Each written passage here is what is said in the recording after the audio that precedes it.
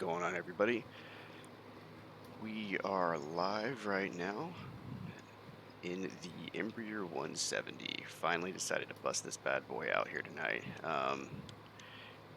Call it a test run of sorts. I've run a few flights on it already off off stream, and gone fairly well.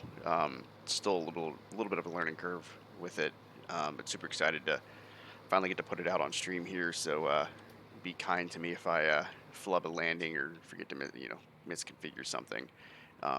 We're starting the day out here in Phoenix, and then we're going to make our way east to Albuquerque and then north from there to Denver. So a couple just same flight times as usual, about an hour, hour and a half each way. Definitely excited to get the arrivals into Albuquerque and into Denver. I haven't actually flown into Denver in a while, so I'm definitely looking forward to that. So hopefully we have a successful night of streaming. Phoenix traffic, American 623 on a 9-mile final for runway 7 right, Phoenix. So clearly we're on VATSIM. Hopefully we get some controllers. There are no controllers on as of right now, which is kind of fine, just because I kind of want to get a feel for the airplane. If a controller comes on, that's not an issue. We'll obviously deal with it. But for now, it's just about making sure that everything with the plane is configured properly, and that I'm, still trying to learn. Learning a new aircraft type is never easy, especially when I'm so used to flying Boeing and Airbus. So this little guy here, American Eagle / Envoy. So the call sign tonight is actually going to be Envoy, because that's the carrier that American Eagle / American Airlines has their contract with. And it's, of course, is the regional E170, the Embraer 170 Brazilian aircraft. It's a great little airplane, a lot of great automated stuff. Flies really smooth. My biggest issue with it is just landings, and this thing just got a nice update from SSG. So this is one of the better planes that they've put out probably ever, in my opinion. But this guy definitely is fun to fly for sure. Little planes are definitely a little bit different. It's not like a completely tiny airplane, but you can definitely tell the flight model's different than everything else that I fly. So that's why I usually tend to struggle with the landings, just a little bit on it. But we'll see if we can't have a successful night tonight. Let's go ahead and jump in here and get everything turned on. It's kind of what the cockpit looks like. If you've never seen the inside of an Embraer, this is what they look like. The yokes are definitely unique for sure. That's kind of how they stand out. Is their yoke design is kind of like a Y design instead of just a traditional yoke like you would see in a Boeing. And they supposedly updated the cockpit textures. I'm not noticing a huge difference between this version and the last version. I think these cockpit textures are pretty decent. They're pretty good, actually. I'd call them good. Probably not on the same level as the Zebo or Flight Factors, but this is pretty decent, in my opinion. So we'll go up top here. We need to Base traffic, American 623 on short final runway 7 right, Phoenix. Oh, that's auto. GPU is available, so we're going to turn the GPU on. Arm the emergency lights. And I'm forgetting something.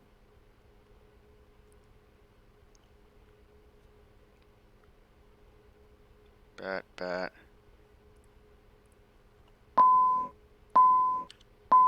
Okay, hit is on. Why are you yelling? Okay, turn you off. Alright, so that'll get us initial power. IRS aligns automatically on this thing, so you don't really have to tell it. You don't have to do like a Deers configuration. Everything is done automatically on it, so it's like I said, there's actually probably more automation on this plane than on an Airbus in some ways. Phoenix ground. Delta Toyota Heavy ready to push back for We're turning on smoking on. And the mouse wheel is working okay. I like to have my panel lights on nice and bright. Stay up top here. I'm gonna wait for the APU. Face traffic, American 623, vacating off of runway 79, taxiing to Terminal 4. And we don't have to have logo or anything like that. Yeah, we'll wait on the APU for now because it's going to take me a little bit longer to get this configured.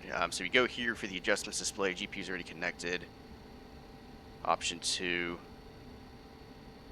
It looks like the mouse scroll wheel is actually forever. You used to have to select the mouse scroll wheel, so it looks like they fixed that, or they changed that rather. So this is where we do all our fuel and fun stuff like that.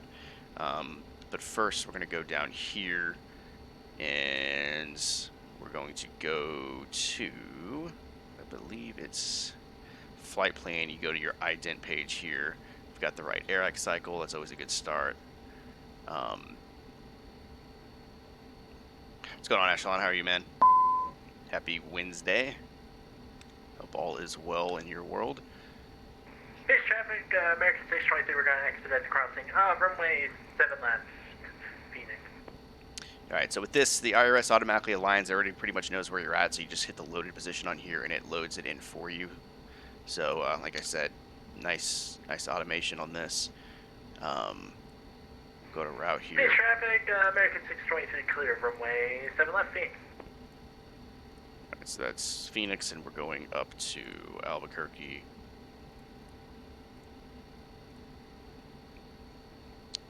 And flight ID, so we are Envoy. I gotta remember this call sign because I've never flown it before. So it's ENY. So Echo, November Yankee, and then 7488 as always. Right there. Alright, so Phoenix, Albuquerque. Activate that. Now this particular airline does not really operate out of Phoenix. From what I've seen, it's mostly like New York. I think they operate out of JFK. I think Miami, and then Dallas-Fort Worth, of course, is the main American hub. So I'm not sure. Phoenix is actually kind of a hub too for Americans. So I'm surprised they didn't show up on the list. But I don't ever do real life routes anyway. I just do. Well, I do the real life routing, but I don't do the routes based on airline. I just kind of do what I feel like flying. All right, so perfect. Yep, didn't mean to do that. Did not mean to click any of that. Route data. Okay, so I have done messed it up. So we go to index. Okay, index doesn't want to work. Legs. Actually, I think it's under nav. Yep. Well, let's get our gas on first. How about that? Okay, so fuel. So we just need 3641 kilos. So it's gonna be manual. And yep, we do this. So 36, we'll just bump it up to 3700. Just to round up a little bit. 3700. Okay, so you hit fuel here. And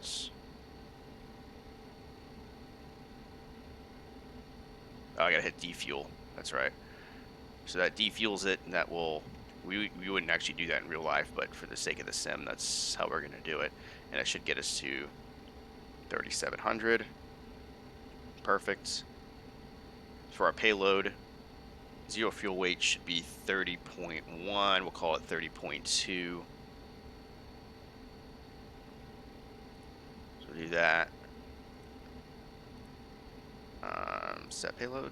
Oh, so it needs to be closer to 90%. Okay, closer to full. Still not there. So we need to add. I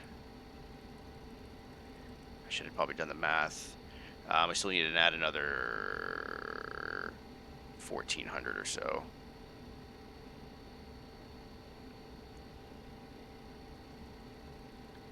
So let's see. Let's try that. 32, it's a little heavy. 32, let's go down one more, 31.9. Okay, perfect. That's actually very accurate. Okay, so zero fuel weight's where it should be. So I'm happy with our weights. We can go ahead and go down here.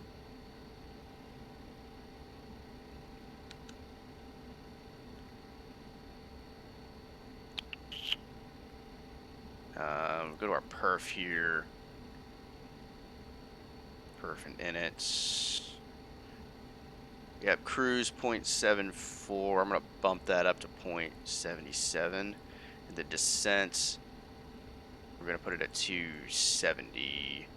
0.66. Just gotta make sure you gotta adjust that. This plane likes to descend fast by default. I'm not gonna mess with that.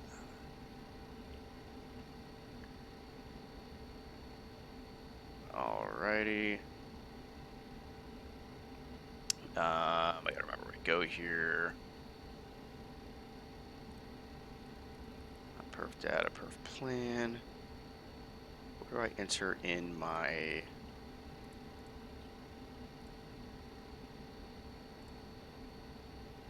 No, perf.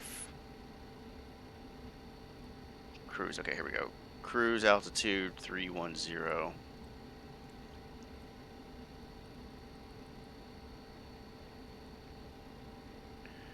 Why won't you let me do any of that?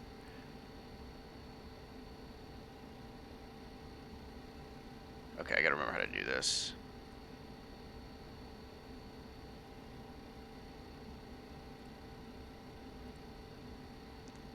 Route data. Nav. Perf. Where do I put in, like, my...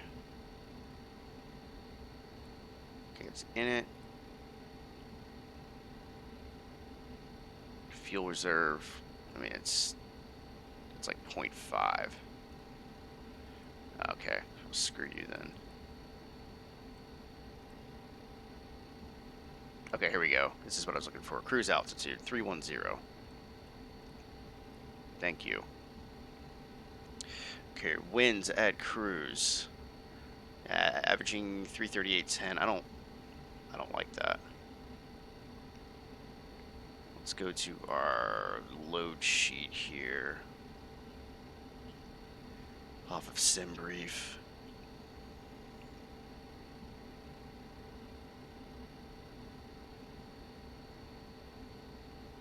No, it's actually pretty accurate. Okay. So we'll say 338 at 10. Those are just the winds aloft. Oh, it doesn't let me do that. I forget that that's not modeled into this. That looks good. Okay, our fuel 36.99. Let's just double check that. That is good. Gross weight 35.16. It's a smidge heavy, but that's fine. Okay, everything else looks good there. We go to flight plan, route, nope, legs. Sorry, nav, departure. Just gotta do the runways first. Okay, so right now, Phoenix, I need to pull up FlightAware. Actually, before I do that, I need a file. Sorry, this is going to take a little bit longer for me to get this program because this is a new airplane for me, so bear with me.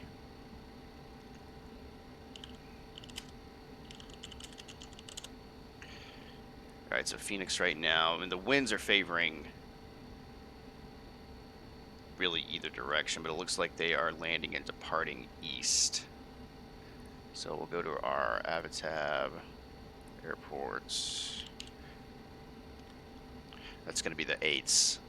I should say the 7 and 8s. So we'll go to our airport information here. Yeah, so we're on the side. So we're on the 8 side. So we're gonna depart on 8 for sure, 100%. Final answer. And our departure today is the FORP 1.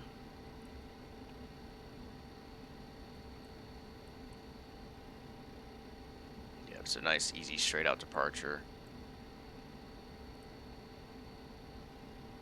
Alright, get rid of that for now. So we'll depart runway 8 on the FORP 1. And it's the, oh, there's no transition. So no transition on that. So no, it's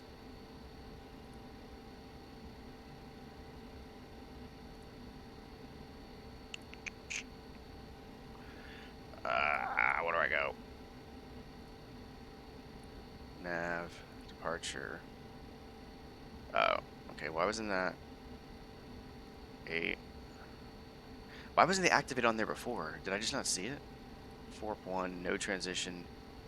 It's making me pick a transition. Is there not a no transition option? I don't want to pick a transition. Okay, that's slightly annoying. It's making me pick a transition. I guess it would be St. John. That's not on the flight plan, though.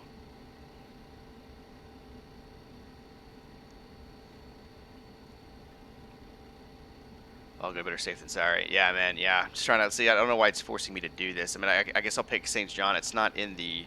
It's not gonna be in my flight plan. Yeah, that's what I was thinking. Just picking it and deleting it. Yeah, and I can just go direct. It's just kind of annoying. Like usually there's like a no transition option on that, but we'll do that for now.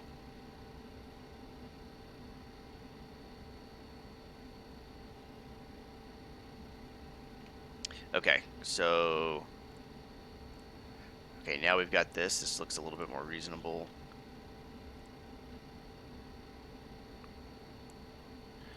So after that, we should be going straight into our arrival. Oh man, I keep forgetting. Okay, index. No. Menu. No. Flight plan. Okay, I need to go to my arrival page. It's not perf. Arrival. I gotta remember to hit nav. Okay, so we're on the Kirky 3. Kirky 3. And again, there's really no transition. So let me pull the freaking plate up here.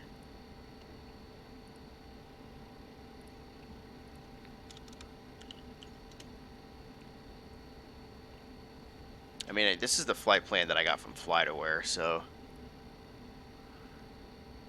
Alright, we need to go to. Nope, I want to go to arrival, Kirky 3.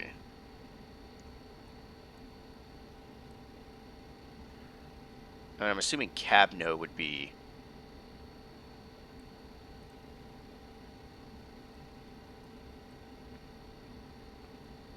It's just so hard to tell, like, between these charts, like, which one. I'm assuming it's Cabno. Like I said, I could just delete it if I need to. So I'll just pick Cabno, I guess. And let's take a look and see what Albuquerque is doing landing-wise.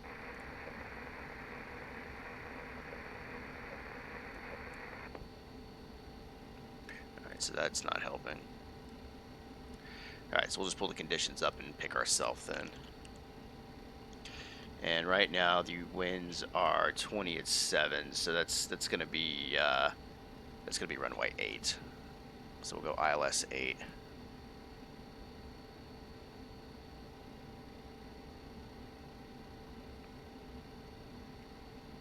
And I'm assuming those are the different arrival options. Let's go approach.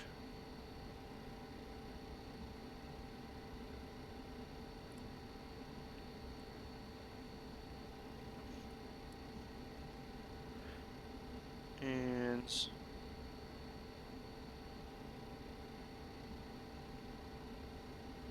can I just go Albuquerque VOR? It's got that. That's the Yankee. That's fine. I'll just do Campster, whatever this is for now. Like I said, if I gotta delete things, then we'll just do that. Okay, so activate that. Okay, so we should have everything good to go here. Get rid of that discontinuity. That'll refresh. Okay.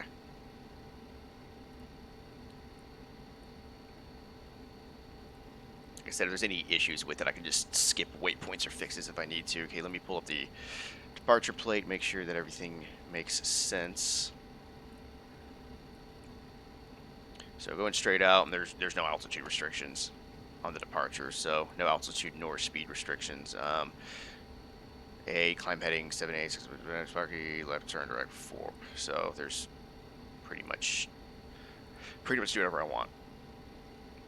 All right, perfect. We got to go to takeoff perf here. Got our runway heading plugged in there. Conditions are dry. We'll keep that as is. Flaps. Okay, so SSG has this lovely reference handbook that I've got to use. So let's get that pulled up. It lets me know my V speeds and all that. So we're going to do a flaps 2 departure. So flaps 2. Okay. Next. So for flaps 2, and with our gross weight, which is...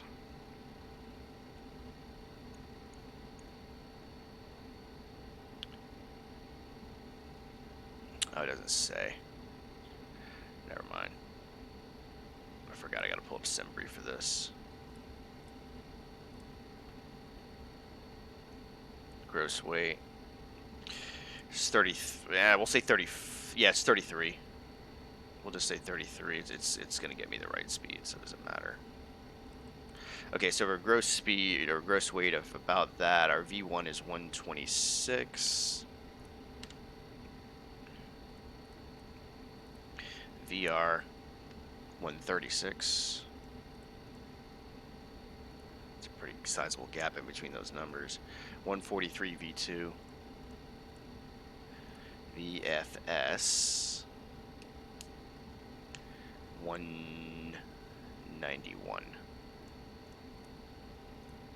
Excellent. That's all is good. Climb good. Takeoff.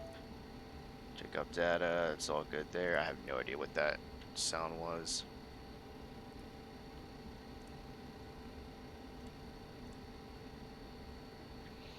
Okay, so pre-flight's basically complete on this, finally.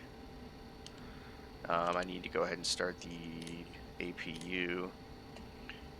Get these people in their seats. Wait for the APU to cut on. It's pretty fast in this plane. I'm going to go ahead and turn the beacon on. Strobes can wait. Taxi, I'm not going to mess with the logo light. That needs to go to auto. Everything else basically stays auto. There's no pump switching. There's no...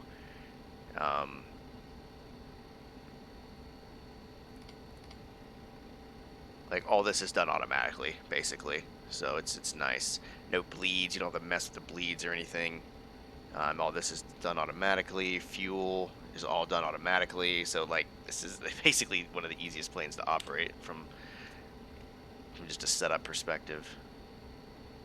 Turn the brightness up on these just a little bit.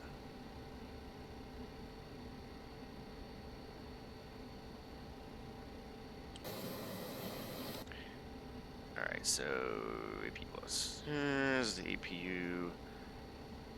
APU is at 100%. So that means I can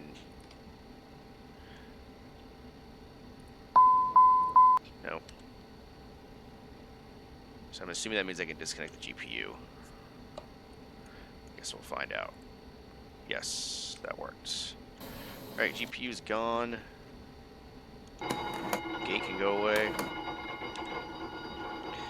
We are already on 122.8, so the radios are actually controlled here. It's so all the nav is done automatically on this. Don't have to worry about that. And then our comms, we're just going to stay on 122.8. Denver Center is actually on, so if they stay on, we'll have them for later. But we are essentially ready for push and start here. Just gonna check my surroundings. Runway 8 is this way, so either way we're gonna face that direction. So we're gonna go, better push back. Ground to cockpit, please show me where you want to go. Pushback failure. Your flight controls are preventing me from steering the aircraft. I have to do that. Unbind any buttons Yeah. to toggle nose wheel steering. Ground to cockpit, please show me where you want to go. Ground to cockpit, tow is driving up.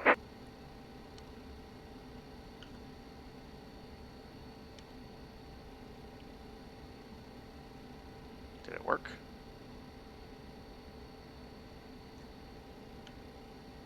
Pretty sure it works, because with this you got to tell the steering to do its thing.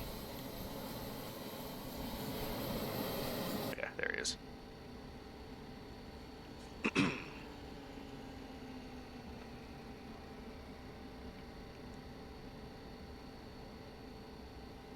Oh, altimeter.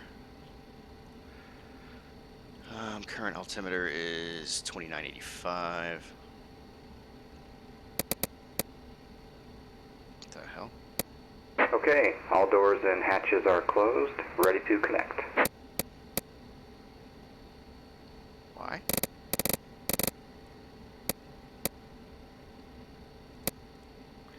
Is that a glitch? Am I tripping, or? Windshield strap and adapter in position. Release parking brake when ready to start pushback. Got so weird. Okay, 2985.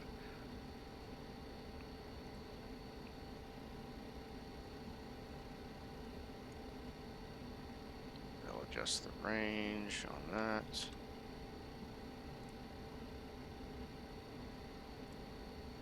Fuel, that will automatically kick on once we go engine start. Don't need cross feed. Hydraulics look decent. Put on flight controls for now.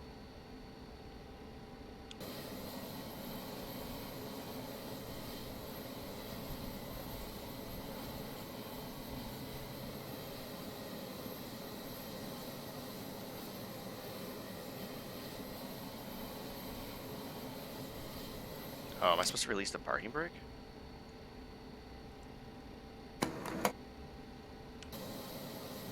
That's right. Okay. I wasn't paying attention to what he was telling me. My bad.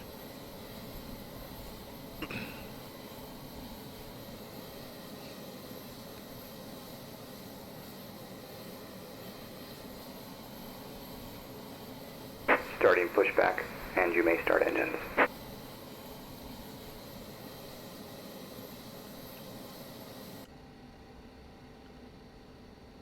Alright. You heard the man. We're good for engine start. So this is pretty easy. Just... Okay. Go... Thank you. And put it on start. Just like an Airbus, you just flip it over. Actually, there's not even any... The ignition's all automatically done. It's actually more automated than an Airbus.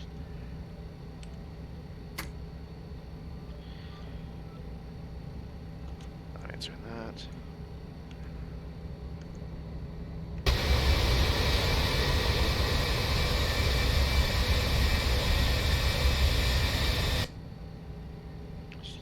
Keep an eye on all that. That was really loud, by the way. I probably should.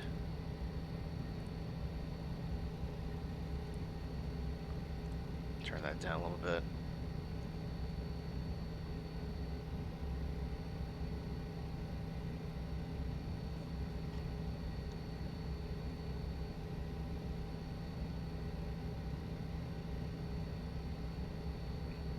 Alright, so that should be a good start for engine 2. We'll go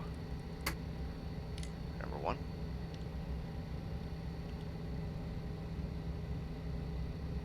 Operation complete. Set parking brake. Brake set. Starter cutter. Disconnecting tow. Stand by.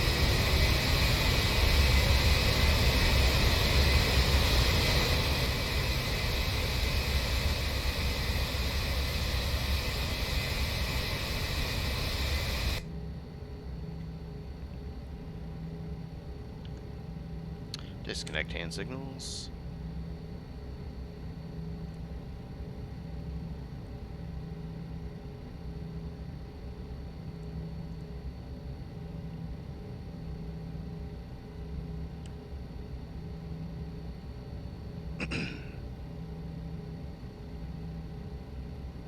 Tow is disconnected and bypass pin has been removed.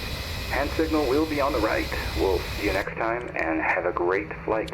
Thank you much. APU off. Sterile on.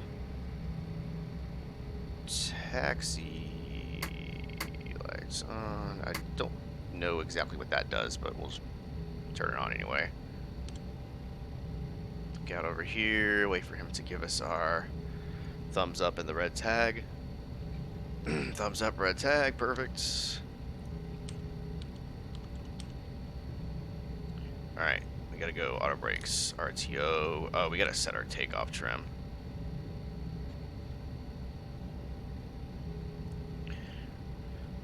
We've got a pitch trim here, so we're flaps 2, and our CG, I think it was what, at 8? It's gonna tell me on here. 21, sorry. CG 21 flap 2, so the trim needs to be at 3.5. So for the trim on this, it's right here. So I need to back this up a little bit. The little indicator's right here. So we just need to go up to 3.5. So up 3.5, perfect. We are now properly trimmed. Go over here. We're gonna go flaps do.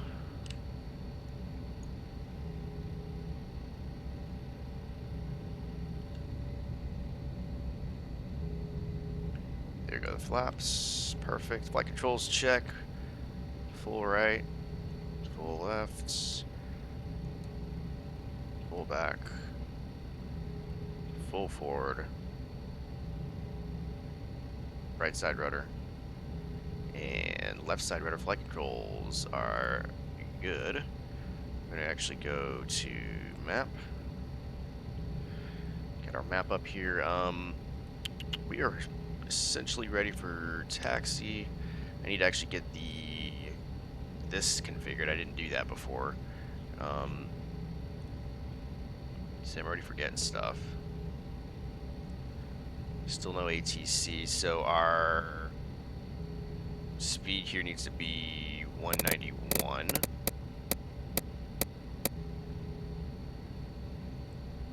And heading select was 78. That is the runway heading. 78, and our initial altitude. What's our cruise? 310. So I'm just gonna take us up to 310. There's no ATC to tell me otherwise, and there's really no altitude restrictions. The plate probably has a restriction, but I'm not gonna mess with that. All right, 310.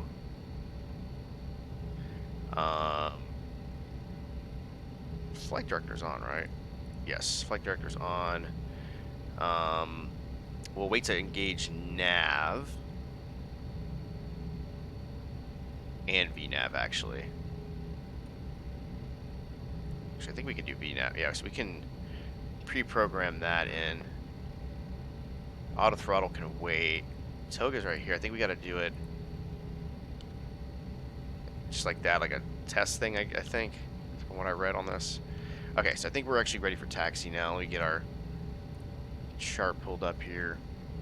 We're gonna go straight ahead and go Sierra Bravo to Bravo 1. So Sierra Bravo.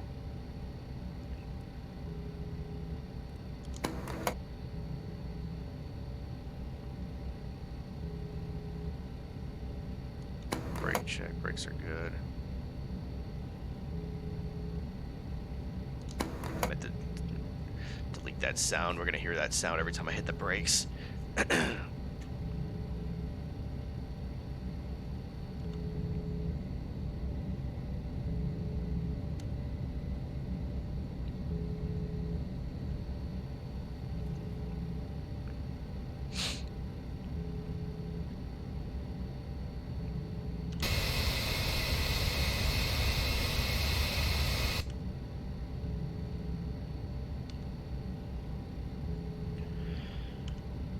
Alrighty. Ready to get this bad boy in the air. I don't think I was on Sierra. I think Sierra's over there. Alright, so we are clear to the right and clear to the left.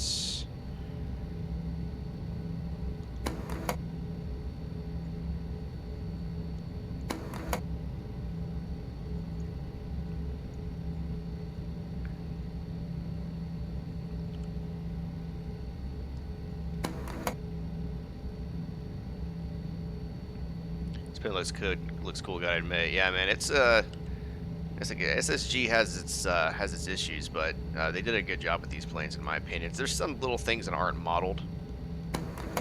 Like some of the stuff in the FMC isn't modeled, like being able to type in your wins and all that, which, I mean, it looks like it automatically pulled most of that, probably from the in-game METAR data.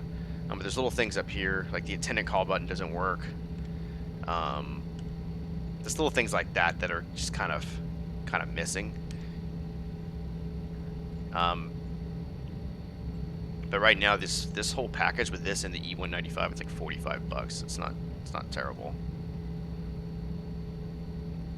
But I've always want to get more into little regional planes, just because of the little route. Because I try to keep the routes kind of short, and this plane is perfect for these routes. Of course, I want to showcase more planes, but this is just, it's just nice having something different, because I'm so used to flying Airbus and Boeing that I've kind of just, I won't say I'm bored with it, but it's nice to have something new to learn, I guess. I gotta do a takeoff config check. Takeoff, okay. Okay. So configuration's good there. It's a line on the windshield. This thing, it's part of the windshield. Yeah. It's just how it's just like, I don't know if it's like a glare protection thing or what, but yeah, it's built into the windshield.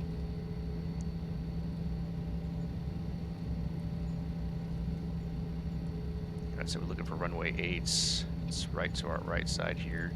Go ahead and pull up our departure play. We're going straight out. We're going to go RNAV Sparky, then direct FORP, then all the way to our destination here. I didn't even check our flight time. Our flight time is 49 minutes. So like I said, it's a perfect little route for this plane.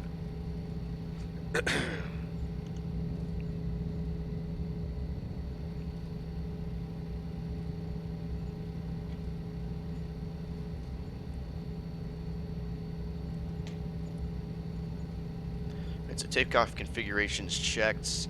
We've got our auto brakes are set here. Our flaps are indicated. Got our lights and strobes on here in just a second. I'm gonna go and do it now. And strobe lights.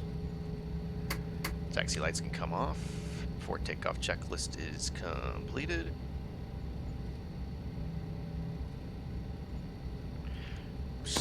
Scooting a little fast here.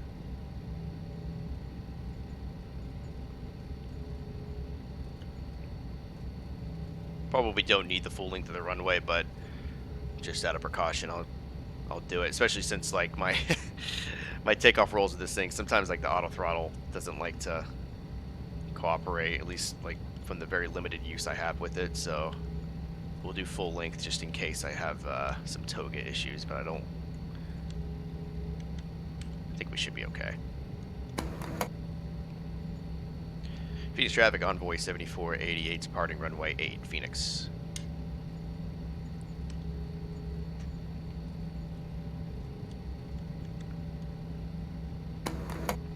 Alright, lights are on.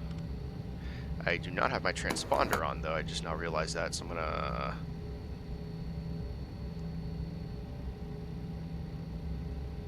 put this on here.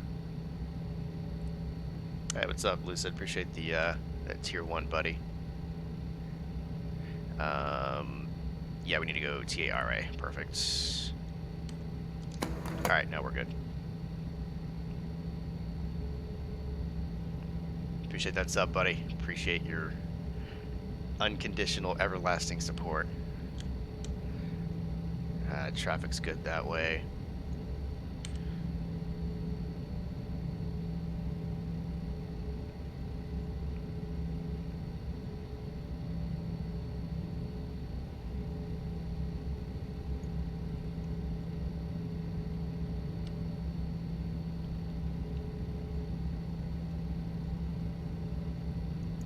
Good that way.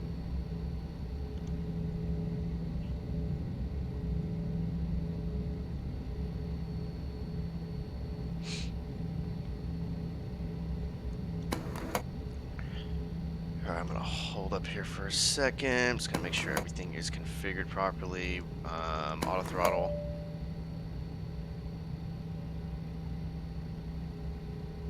Alright. I'm assuming it's ready to go. Throttle up a little bit, make sure. Okay, engines are stable. Yeah, see, Toga's not working.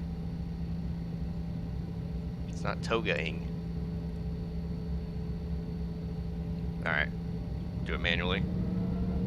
Toga.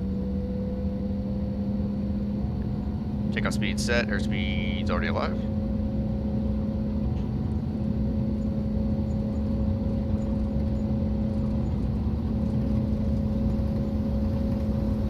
knots. 80 knots checks.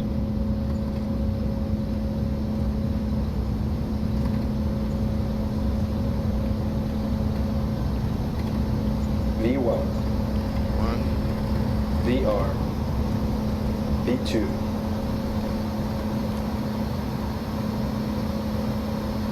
Is that a brake, Hero?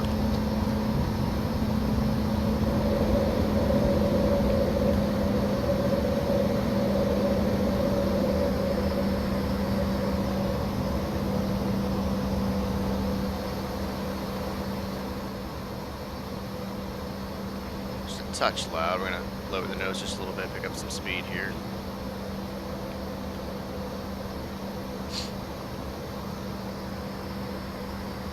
Go nav.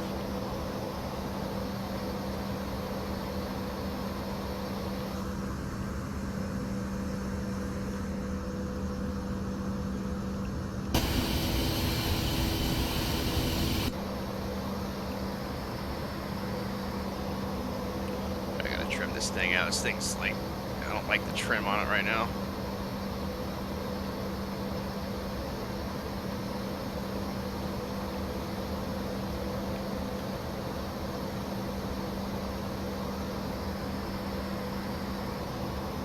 I go flaps one.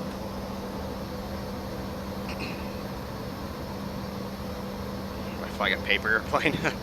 Trying to regional jet tonight, man. Gotta go flaps clean.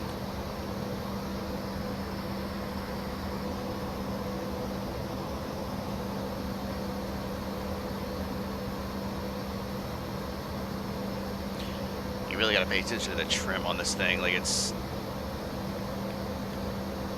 interesting.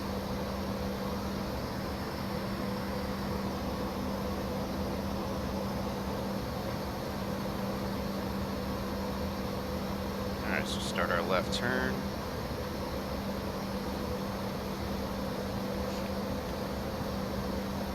Alright, so we'll go autopilot now. Okay, alright, chill.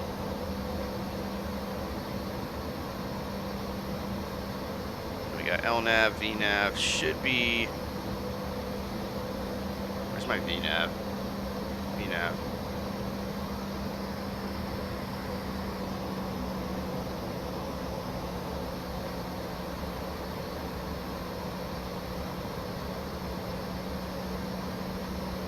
Oh, I know why. I gotta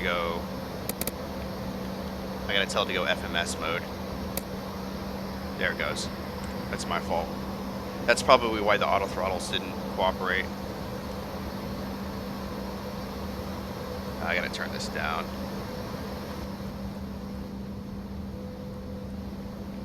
Okay. I forgot when I updated this thing that the sounds got all reset, so of course it sounds like I'm in a wind tunnel.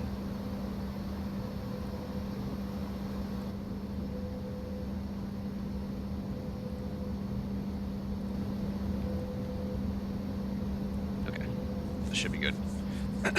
This calls it a paper airplane. Yeah, this is a E-170, man. It's a little regional hopper jet. Okay, don't hate.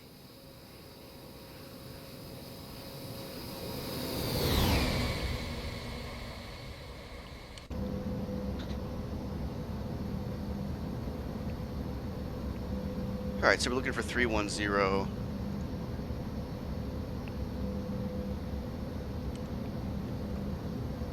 Like I said, this is a pretty short hop. It's a 49-minute flight, I think we said. Yeah, 49 minutes in the air.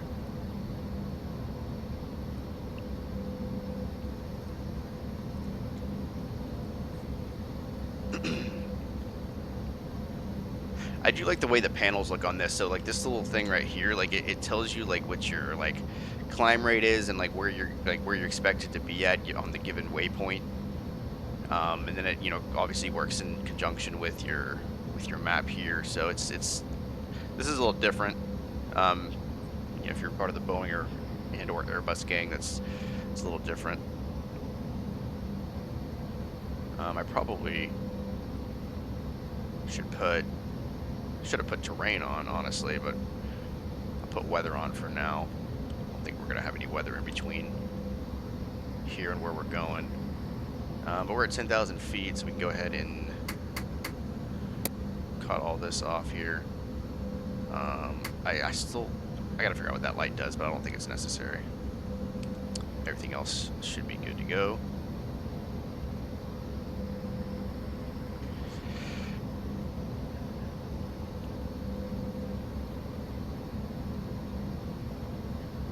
You talk about, yeah. I mean, so the last update, they actually updated this a little bit, or they were supposed to tweak it and make it look a little bit better. I mean, it definitely doesn't look as good as some of the other planes, for sure. But yeah. No, I thought you were making a comment on like the size of the airplane. Yeah, these textures are okay though. I mean, it's definitely not the best. Like the door looks awful. Most of this stuff isn't modeled. Like I can go through the door if I wanted to. I think so. Let me see. Yeah. So the door is actually modeled, which is nice. The interior looks decent. But like I don't think the oxygen mask isn't modeled. And the seats could use a little bit of help. But, yeah, that's what it is. Size doesn't always mean everything, thank God, yeah. But the size of the dog in the fight, the size of the fight of the dog, man.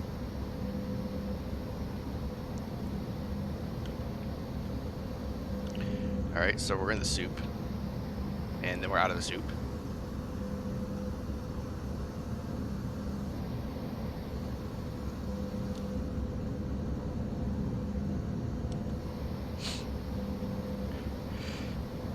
American Eagle jets fly in and out of BGR, so I could actually fly on one of those from LGO or something someday. Yeah, they do fly out of LaGuardia a lot. You see these all the time out of DFW, obviously, since it's their main hub. So I get, you know, we get to see them around us pretty often. I actually flew on when we went to Portland. When me and the wife went to Portland. What was that? 4 years ago now? 3 or 4 years ago, we flew on an Alaska. I think it was an E190 though that we were on. Yeah, but these planes are great for like regional hops.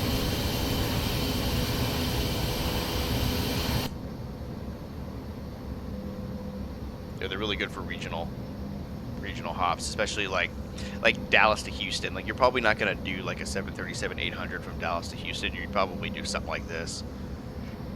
Something that seats like 80 or 90 people.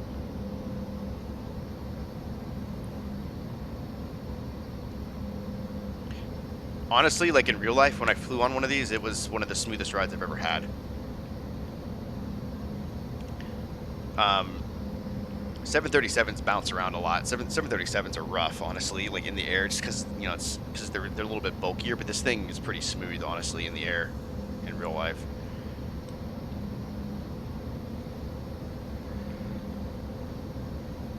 Pontoon plane. Yeah, man, you'd be surprised. I mean, you would think sometimes the smaller planes get kicked around by the wind a little bit, but they you know, they operate pretty smooth. So sometimes the bigger, bulkier planes get tossed around a little bit. But these little things are pretty nice.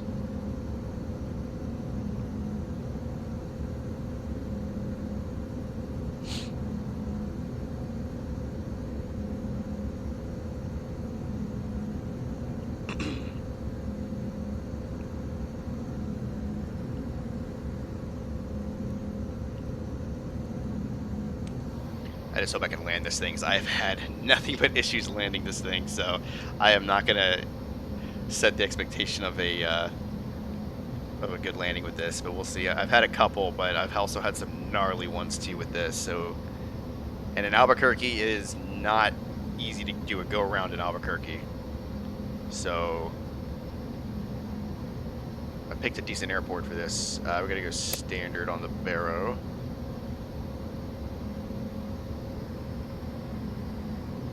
And we should hit top climb at about 45 miles or so.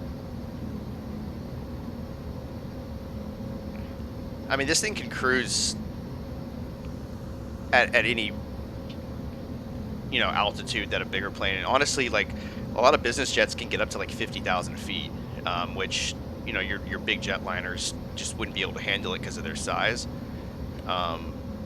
amongst other things. But I mean, right now I'm doing 31,000. I mean, it said on the thing that the optimal was 36,000. Okay, now it's saying 30,000 on the optimal.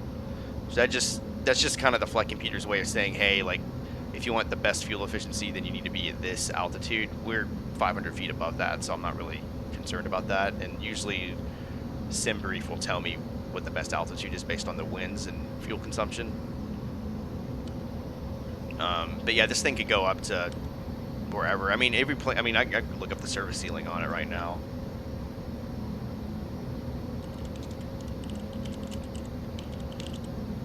We actually did Phoenix to Albuquerque.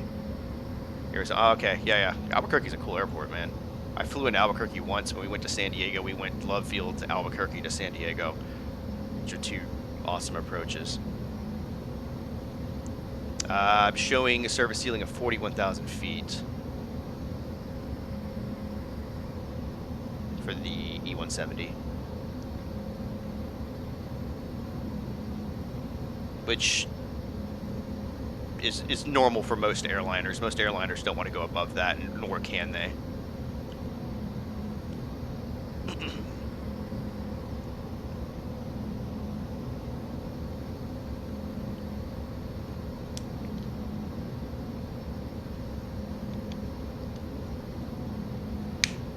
We need to watch our temperatures. I think the auto ice is automatic in this thing too, or the anti-ice is automatic.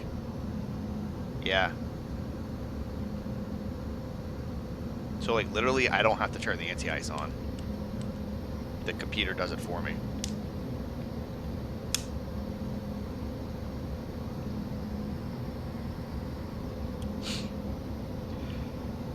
And still no ATC.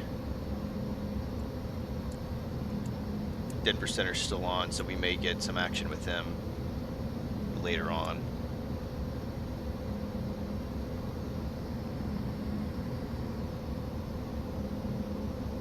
Start the clock. I think see, the chrono is not modeled either. Well, actually, it's right here, right? No, it's right here. Yeah, I should have hit that earlier. I forget.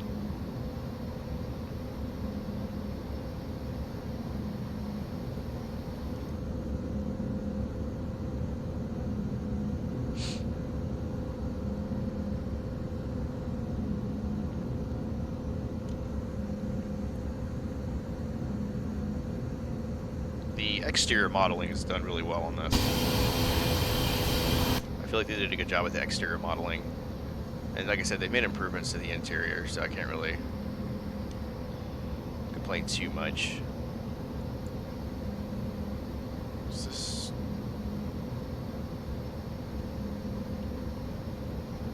Okay.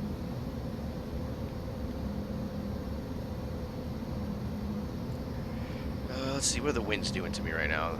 4 knot headwind, or yeah, 4 knot headwind. So not too bad. Our ground speed is right at about 400 knots. And then, like, the airspeed's right here. So the airspeed, like I said, with that difference, it's almost no difference in the airspeed versus the ground speed, just because we don't have much of a wind to deal with right now.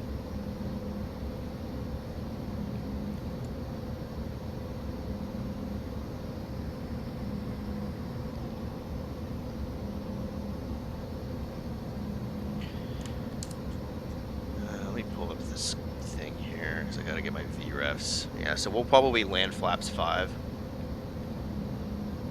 I don't want to come in too slow. So I think flaps 5 is... Because this thing is either flaps 5 or 6. So 6 is flaps full. Flaps 5 will let me have a little bit more speed. I mean, the winds right now in Albuquerque, only 6 knots, so it really shouldn't be a factor. Flaps 5.5, yeah. Nah, I've been doing flaps 5 in this thing, like on my test runs with it. And I've had issues landing it, but I would think the slower I go, usually if you go a little bit faster, you have a little bit more authority over the wind. I'll stick with flaps 5. We'll just check what our weight is once we get close to approach and do it that way.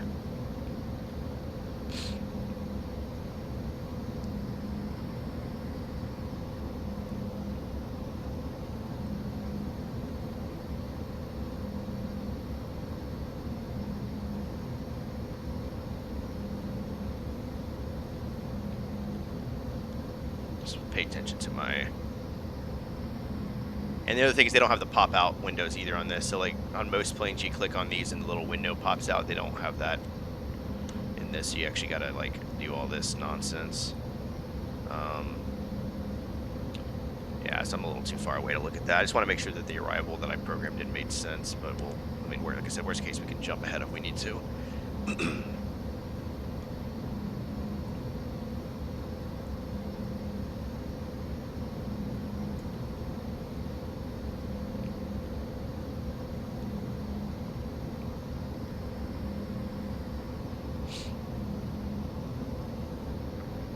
Yeah, but this thing is actually relatively easy to operate. Like I learned how to fly this thing in a day.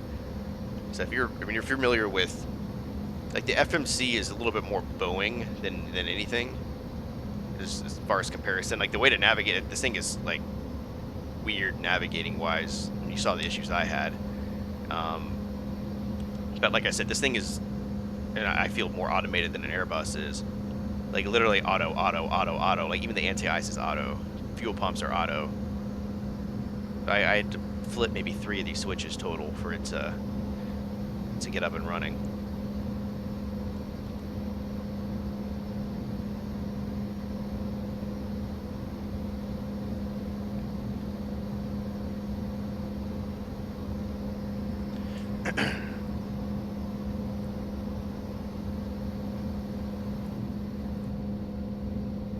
That wind is crazy loud still. Imagine if I had it, I just don't like overly loud planes. Like, I know in real life they're really loud, but just for streaming reasons, it's a little obnoxious.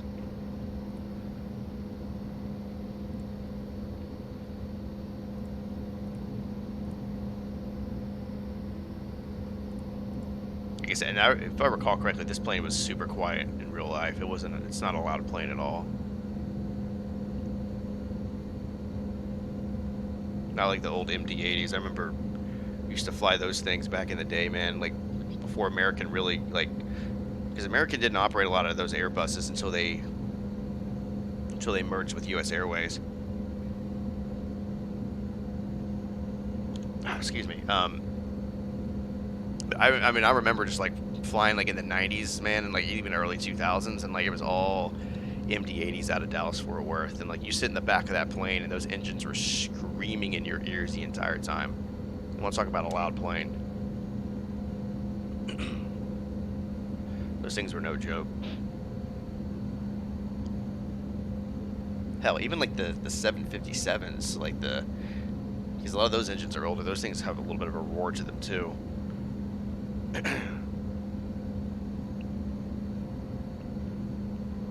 But yeah, the MD-80s were something else.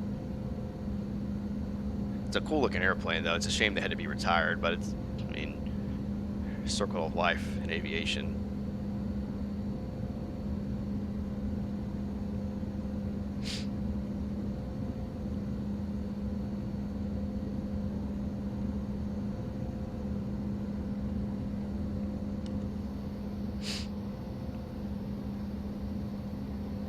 What's really cool about this is like the nav radio, like everything is done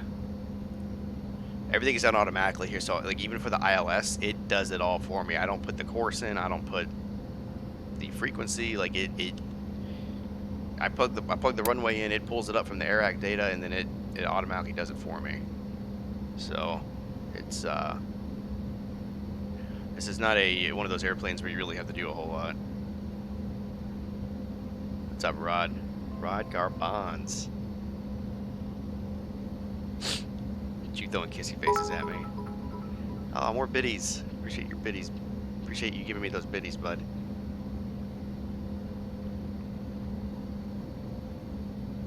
Appreciate your ever loving and everlasting support.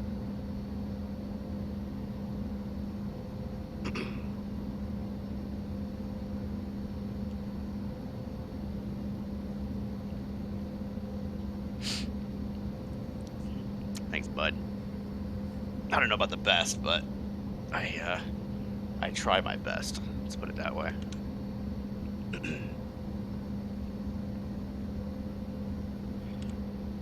Where's our top and drop here? About 80 miles. 18 knot crosswind, so really no factor. Let me make sure of something here. I want to make sure that the arrival is making sense. That is our. Yep. So we're at cruise now. The hell are my seatbelt signs? Right here. Seatbelts off. All right. So what I really want to make sure is that this is programmed in here. So yep. So Kirky at 280. Really could be lower than that if we wanted to. I'll piss off. No. Okay, so it won't let me mess with the constraints then. I mean, I could change that if I wanted to, but as long as it's at 280, Elra 180.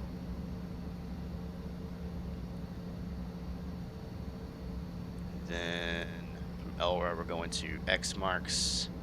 Got to be there at 11,000. I feel like that's going to be a really steep, because I have to be in between that. I feel like that's going to be a steep drop. Okay, then we're going to go Shauna. I'm assuming barbecue. It's down to 8,000. Landing runway 3. I'm not landing runway 3. I'm landing runway 8.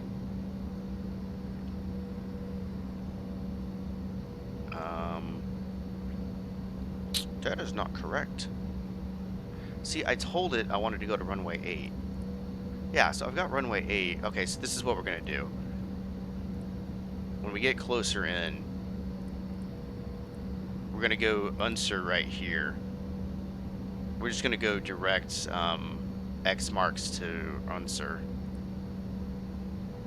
And get rid of Shauna and barbecue, because that's going to take us off course. So we need to go X marks there.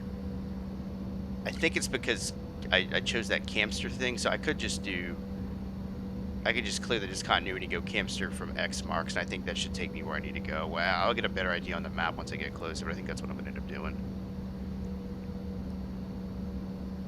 And that's why we check these things, because I thought it was going to be an issue.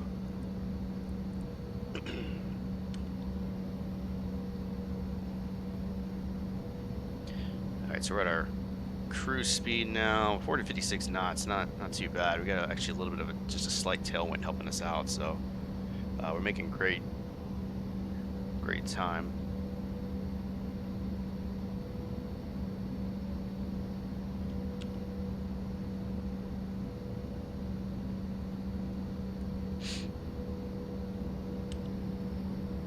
It just would, like, my only nitpick is like this NAF, like if it would have like the in-betweens. So like like Elra, I gotta be in between flight level 180 and 14,000, but on this it's just a hard 18,000. So like if I wanted to get down a little bit lower, I should be. I mean, I could tell the FMC that if I wanted to, but like on a Boeing, it'll tell you that, and same with an Airbus, it'll have the in betweens already listed. So just based on the winds, you know, when you're going down, it gives you a range to shoot for instead of like a hard altitude. That way, you're not having to struggle to get down, or you end up too high for some reason.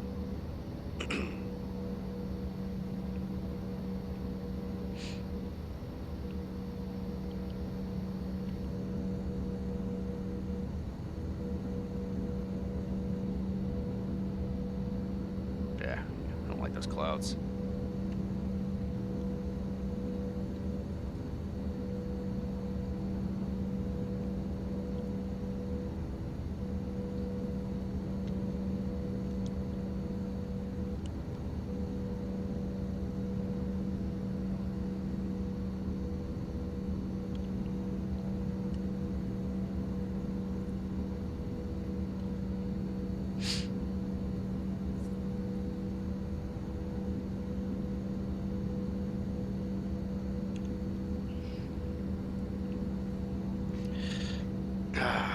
Rod, I love your emote game, buddy. Your emote game's always on point. You too, Ben.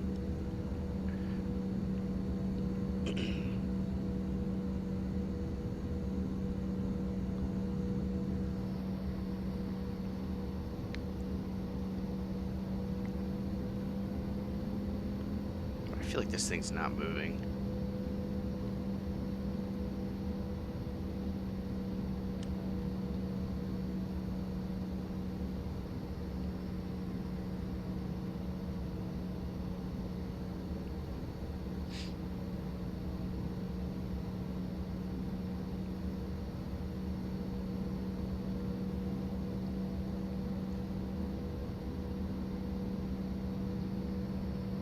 It feels like this 40 miles is taking forever to cover.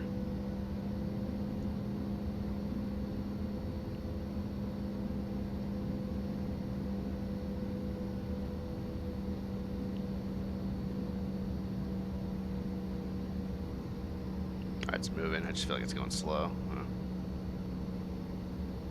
That's not what I wanted. Okay, it's moving, just slowly.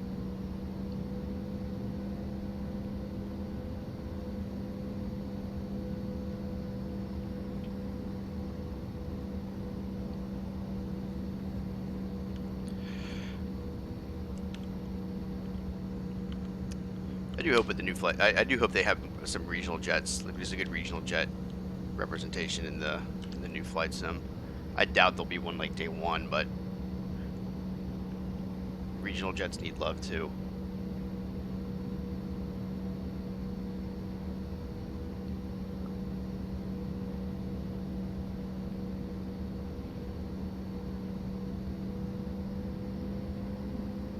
Alright, so this thing will descend on its own,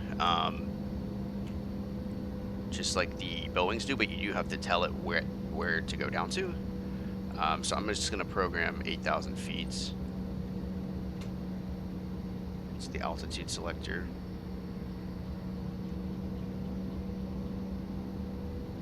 As it decides to move on me. Alright, so 8,000 feet, and it should start its way down automatically.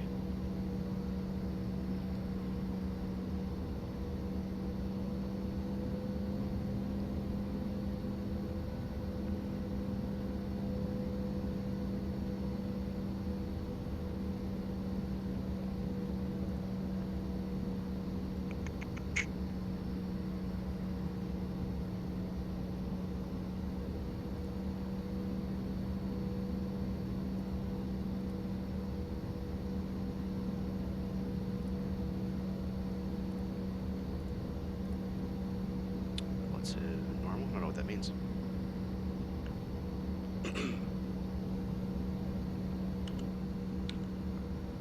And we can, so you can tell the descend now too. Okay, so that's actually, okay, I didn't know that. So the descend now is on the main flight plan page.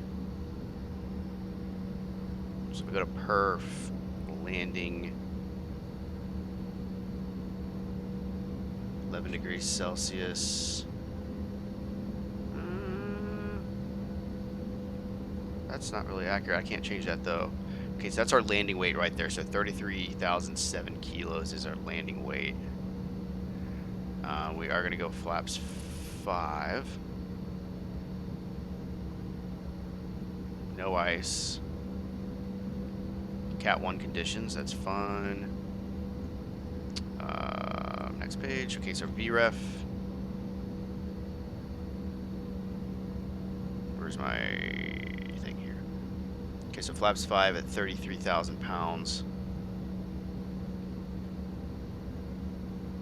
132. We'll assume it's going to be a little bit lighter once we get there. 150. So 157 on the VAC. VFS 190. Then VAP, that's like with wind correction. There's pretty much no wind to really speak up. So it's wind correction is half steady headwind component plus all of the gust factor. I mean, you might as well be calculus for me.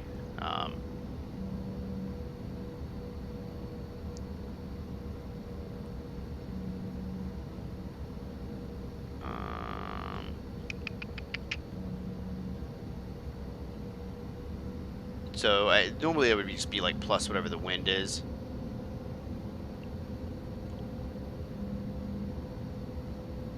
Minimum of 5 knots, maximum of 20. So I'll just add 5 to it. It's usually like your VREF plus 5 basically. So we'll just do 137 since the winds are nominal. That should be good there. All right, so we've got our landing situation configured for the most part. We just got to rely on the plane to do its thing now. Yeah, we should start dropping here pretty soon. We got a nice tailwind pushing us along, so we'll keep an eye on our speed on the way down.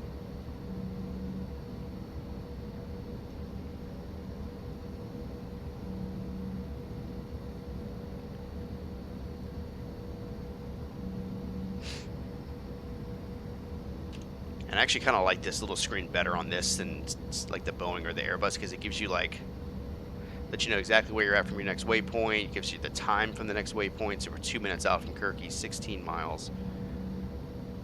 Temperatures, wind speeds, that's all pretty standard stuff. But this little thing here is nice, gives you the good vertical profile.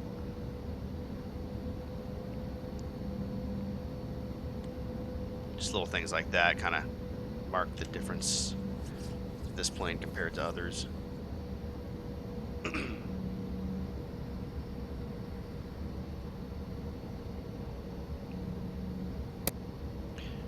Alright, so we are on our way down. So we just keep an eye on the speed. Target speed's right here. We're a little fast, but we'll keep an eye on it. As long as we really don't get near these bars, we're fine. I mean, we probably don't want to be going that fast, but we are losing speed here.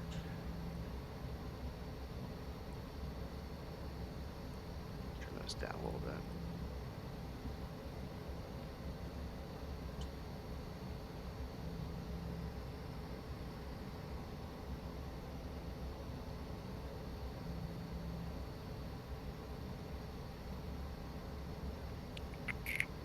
Of course, the Stars are losing to the Maple Leafs.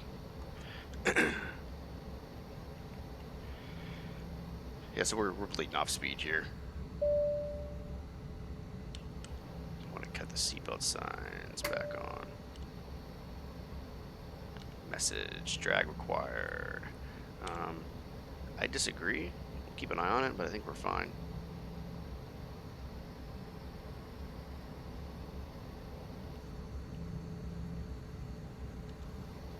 Hope I don't get that nasty haze layer that I got inside. I will cut out active sky if that happens again, because I do not want to be in like Cat 3 landing conditions with this plane, especially with my limited experience landing it.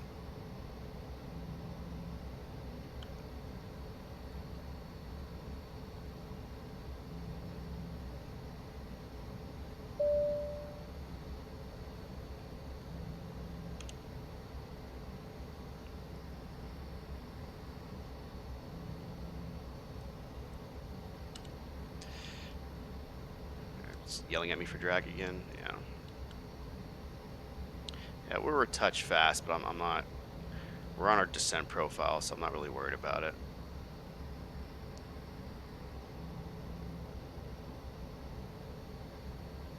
As long as we're hitting this, then that's all that matters. We can get there a little bit quicker. Just a nice weather reload for us. Throw out just a little bit of speed brake. Okay, quit bitching at me.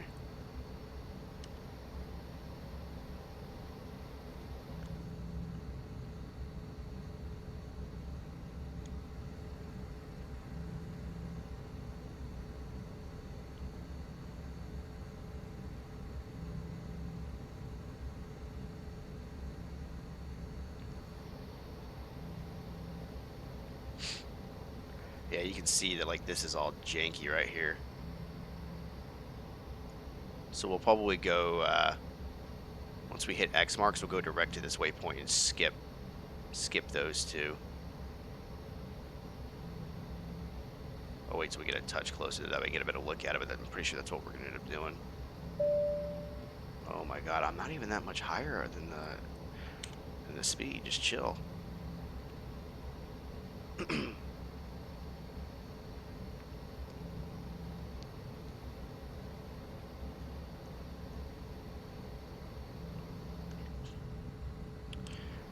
Let's see, the METAR right now in Albuquerque, winds are still 10 at 6, temperature 7 degrees Celsius, pressure 2993, visibility is 10 miles, no precipitation, the clouds scattered at 10,000, broken at 15.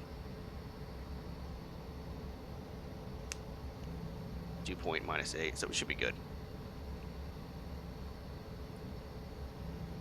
And then again, that's what we said the other night in San Diego, and I got like Cat 3 fog for absolutely no reason.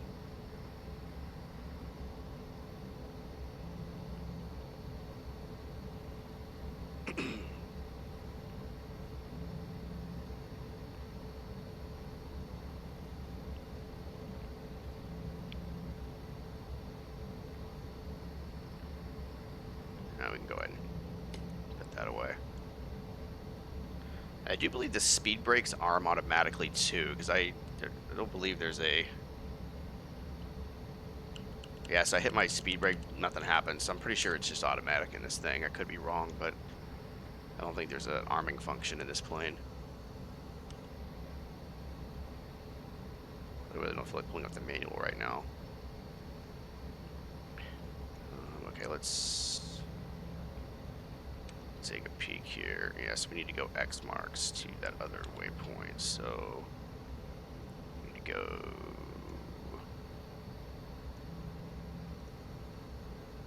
Campster to that, activate. Yeah, it's a little bit of a janky path. It's not probably the proper procedure for this, but I don't care. Alright, we're getting a little spicy here again. Let's take it down a notch.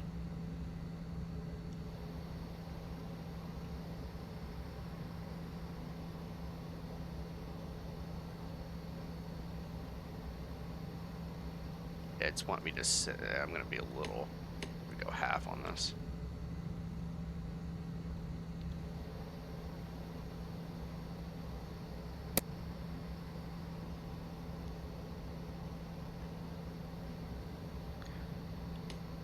Go 3/4. And the winds aren't doing us any favors right now. That's 18,000 though, so we need to 2993.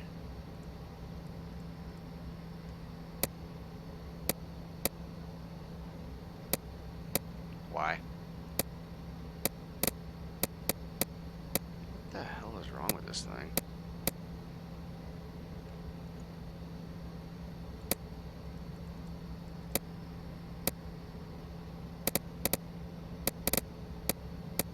What the hell? Okay, this thing is bugged out, man. Okay, I want you... Why is it... Okay, but I don't want to be in standard though.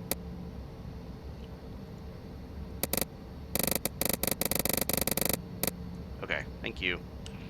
So I gotta click and drag that, which is super annoying.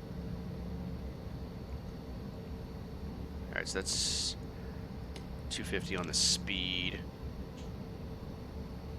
Need the engines to roll back a little bit.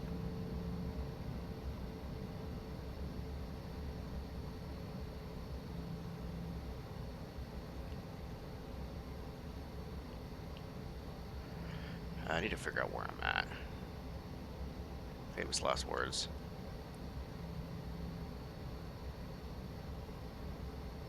So runway 8 is that long runway right there.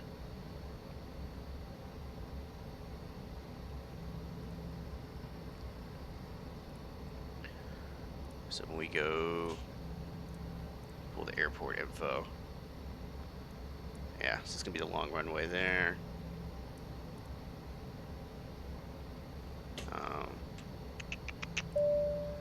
Does Vatastic have any? I'm gonna cheat here and look at Vatastic to see if there's any traffic.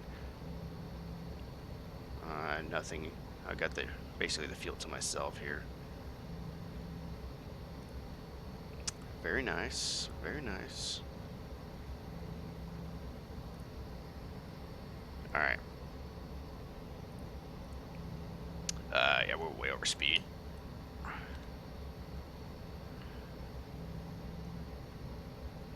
God, plane, I look away for like 3 seconds, and this is what you do to me.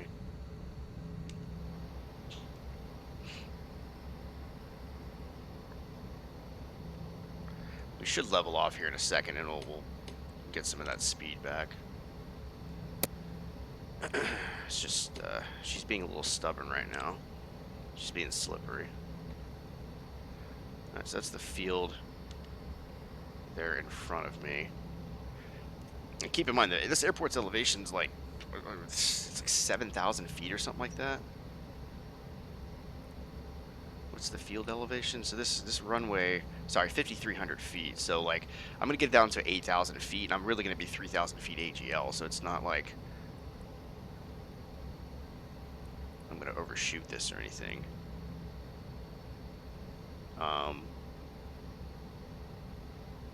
I do want to do this though. Landing lights. Why not? Why not we turn our logos on? Okay, so I want to arm approach. No. I meant to hit approach. Approach.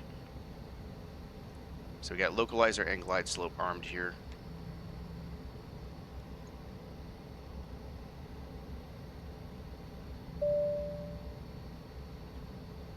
Yeah, see, it's going to take me like this janky little route here. I mean, that's fine. I could go direct. That wasn't the field, by the way. That's not Albuquerque. I don't know what I'm thinking. I'm going to do this.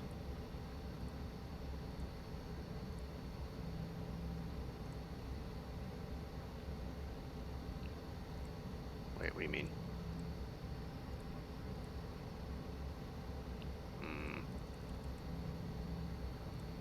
Did it do it already? What is this thing doing? Did my nav turn off?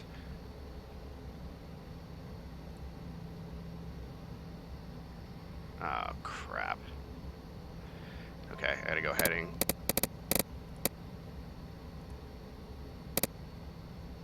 It's my... Oh, my autopilot wasn't on. What the hell? I thought I turned it back on. Crap. Okay, there's LNAV.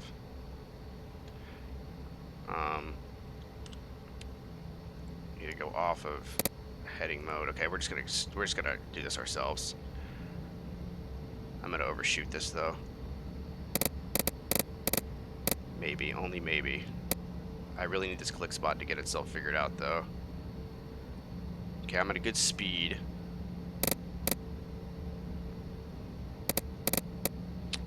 Bro, this click spot though. I'm just gonna vector myself here.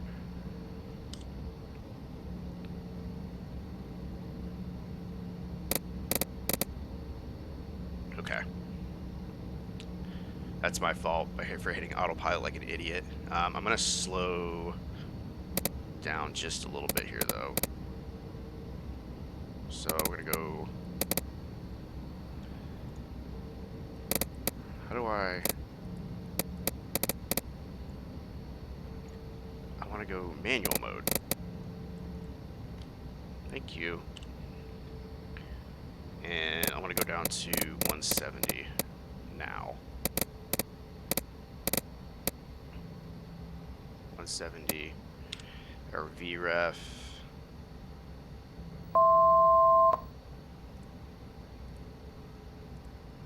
Was 150, 137. 137. Yeah, we're coming in at a pretty steep angle here. Not a steep angle, but we're going to have to make a pretty tight turn for final here because we're looking for that runway right there. So I'm going to go ahead and drop our gear.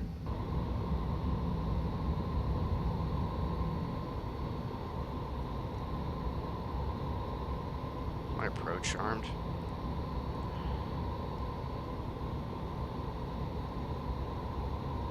Okay, so it looks like it got us back on the LNAV.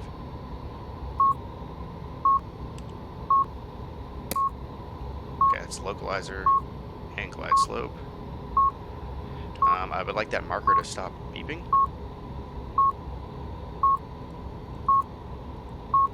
I can't get it to stop. Okay, there it goes.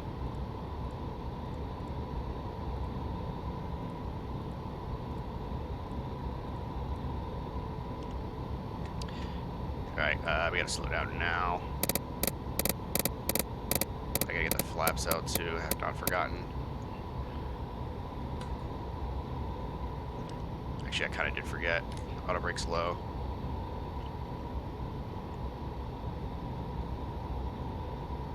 I gotta get more flaps out than that. I'm just gonna go... No, don't tell me that.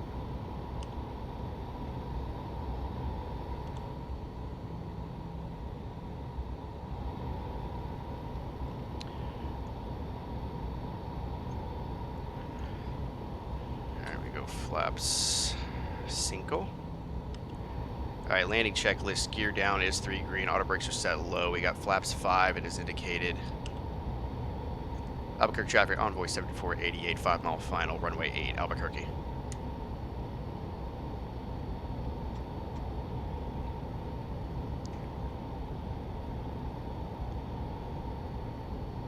My airplane.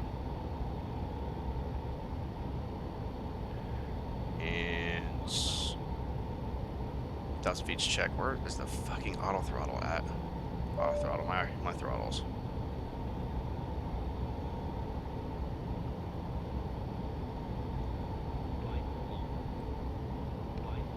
Bro, don't yell at me about the glide slope.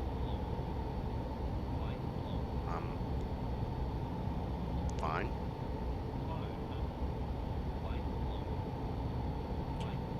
Completely ignoring that. Wind is 6 knots off our left nose.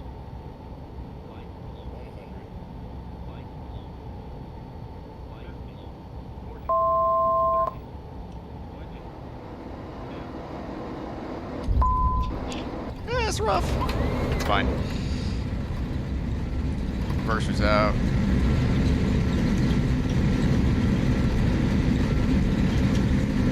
$80 knots. Manual braking. Stow the reversers. Yeah. Auto brakes off. Appreciate that, Mr. Echelon. I'm going to continue forward here. I don't want to turn off. I can turn off right here, actually. It's fine.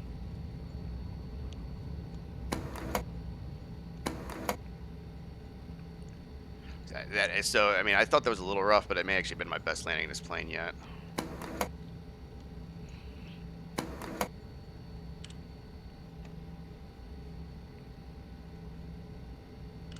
I go up top here, kill the lights, taxi lights on, strobes can come off. APU can start.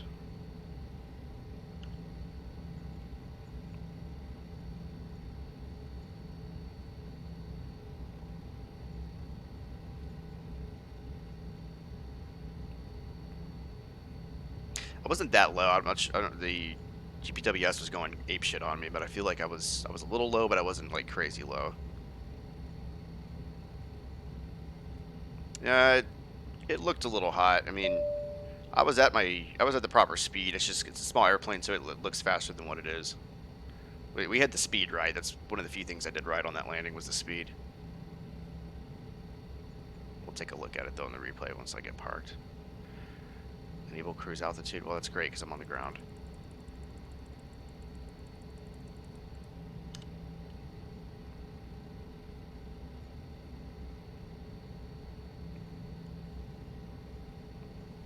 All right, we're going too slow.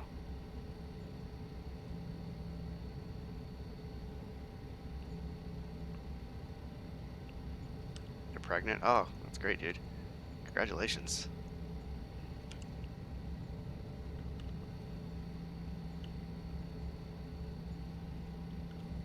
Speed brakes are put away.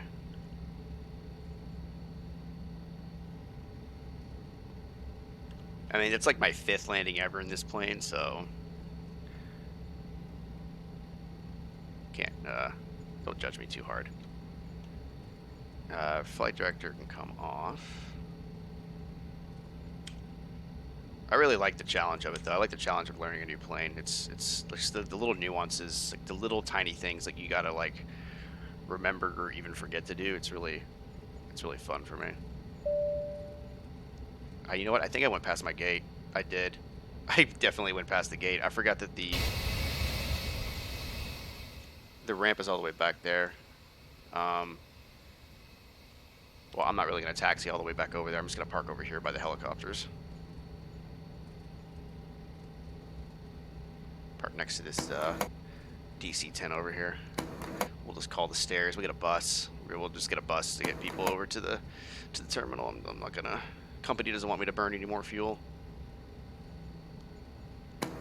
Company's already pissed that I took that elongated approach.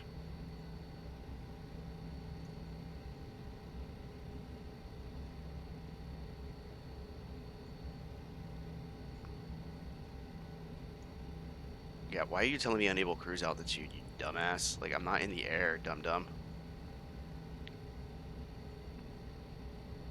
I forgot that the gate is literally right there where I turned off. Because Albuquerque is a pretty small airport. Dude, I might just park it right here.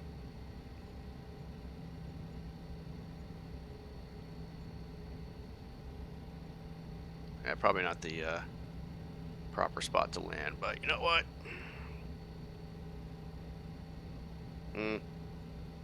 Oh, we'll go over here by the choppers.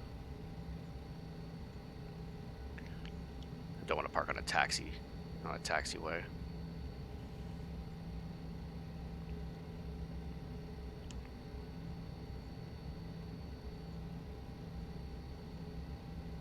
What do we got here?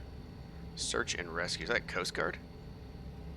We're not really by the coast, so is it like just care flight?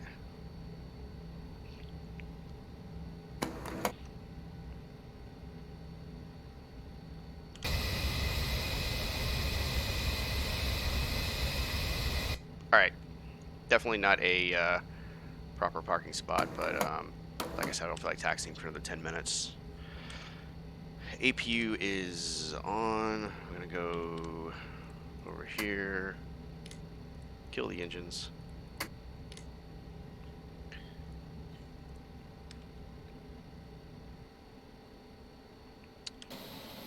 Awesome. And we can do this.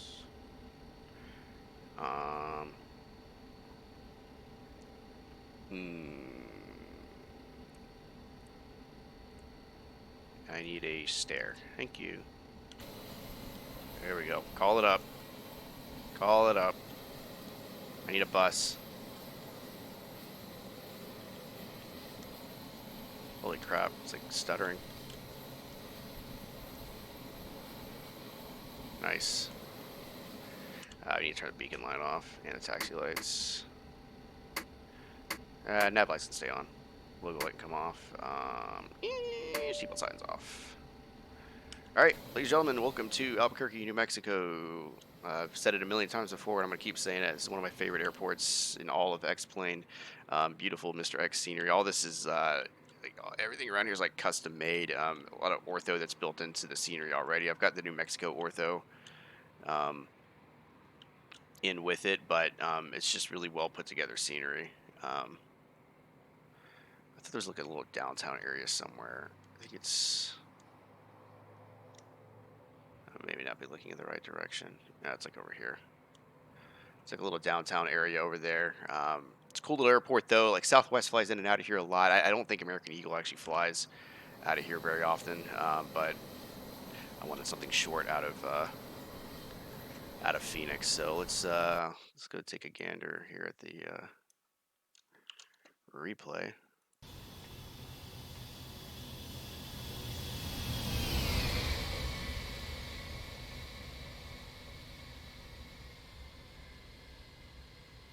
Dude, look how much I had to flare. It's a little bouncy.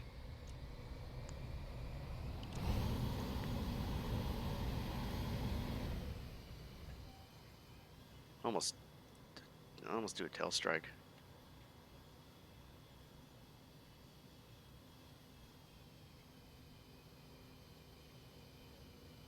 Well, we landed before the marker, so I could have flared maybe a little bit more.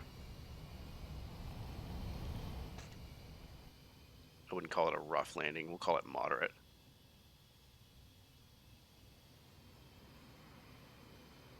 God, I had to flare like... I wasn't close to tail striking, by the way, but I had to flare like crazy with this thing.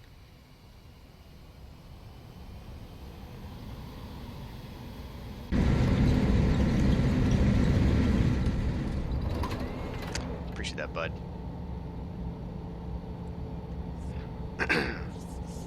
They did make improvements to the flight model, so I'm wondering if maybe like it was for the better with the update on this thing, because I was struggling before.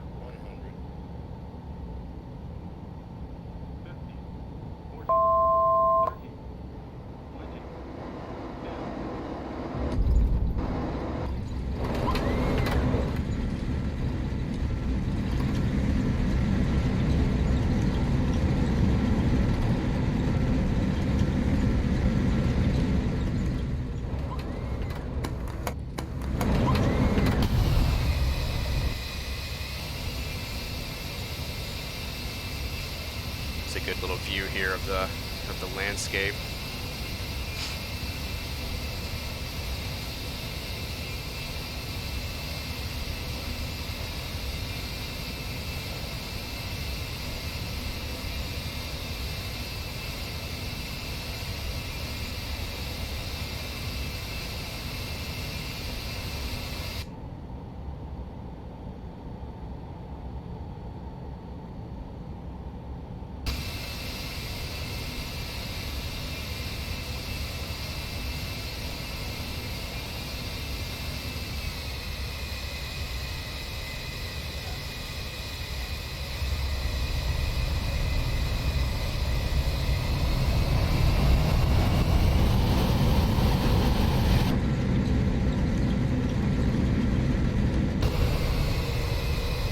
Alright, not too shabby. I'll take it. I'll take it. Yeah, so there actually is an Air Force base on site. That's why you see some of these like the old military aircraft and all that, some jets out here. San Diego's kind of the same situation. San Diego has like Camp Pendleton's close, and they've got the Marine base that's literally right next door to it. So San Diego's always fun to do a lot of plane spotting from there. All right, so I'm going to load back in here. So we're going to Denver. Haven't really decided what plane I'm going to take. I may just take the Tolus. What's up, Grim Tebow? Literally taking this flight tomorrow. Yeah, man, it's a pretty scenic flight. I mean, this part of the United States is really fun to fly in and out of. That's why I've been in it a lot lately. I feel like it's a little bit more visual than like the East Coast, depending on where you're at. So, yeah, Albuquerque, like I said, is a really good area to fly in and out of. All right, so we're gonna load into the tollless. We're gonna take the bus into Denver. I wonder if I have a Frontier livery for the tollless. I'm not sure. I'm gonna throw it on the "Be Right Back" screen. I'm just gonna load in here. Should just be a few minutes, and then we'll get going to Denver.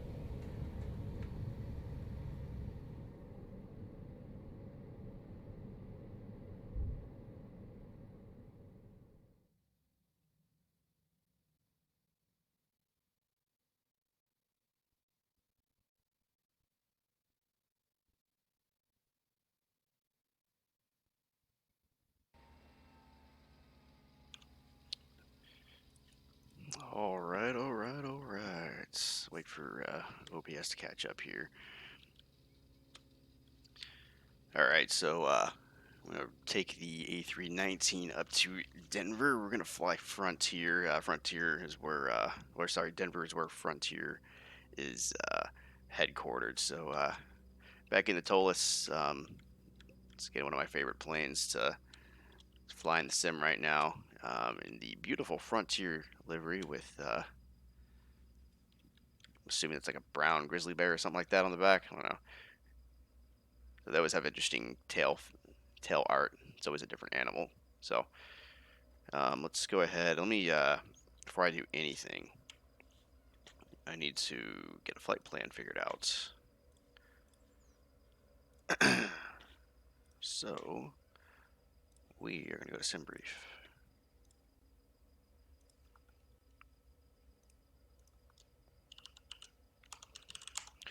Going Albuquerque to Denver. Denver has winter scenery. Actually, it actually comes with Xcoder's Denver, so we'll actually get some snow visuals once we get in closer. So it'll be a little different since X-Plane doesn't do seasons natively. It's got to be worked into the scenery, and most sceneries, as in like 99% of them, don't have it. So this one does. We're in the A319.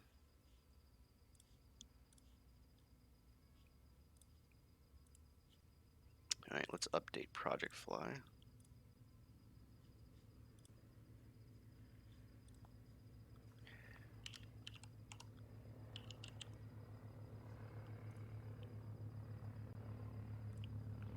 This is another good Southwest route here. I don't even know if Frontier does this route, honestly. Not that I really care, but it may actually. I got the A320 Frontier.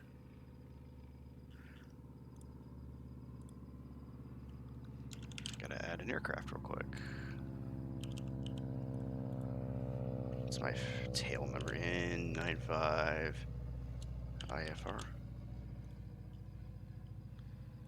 I'll say Caden.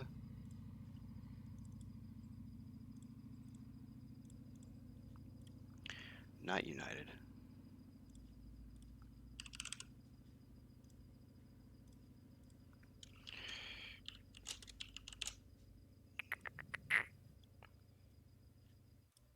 Alright, overlay should update here momentarily. I'm going to go ahead and pre-file with VATSIM. That way we have that good and ready to go. We probably will have ATC. I think Denver Center's still on. I got to check here in just a second. So we got to make sure we're on point here with the flight plan.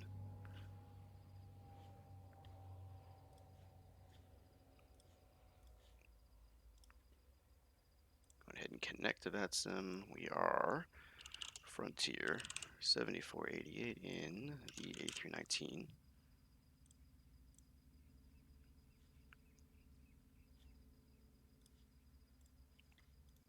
Alright, excellent. Let's jump in, get this bad boy turned on. Go bat 1, bat 2. Exterior power. Let it make all its noises. Turn the ADIRs on. All three at a nav. I didn't run fire tests in the other ones. So we can go ahead and do that now. And well, we didn't even, in the E170. We didn't rather. Excellent. No smoking. Nav 1. Strobes auto. Emergency brakes armed.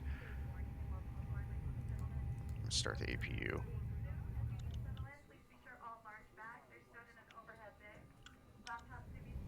Let them do their thing. Turn my brightness up. I wonder if there's a preset. Is there like a thing in the menu where I can actually like save my panel states, or is it? No. No. Nav barrel ref discrepancy. Yeah, I know. I haven't configured it yet. Dum dum.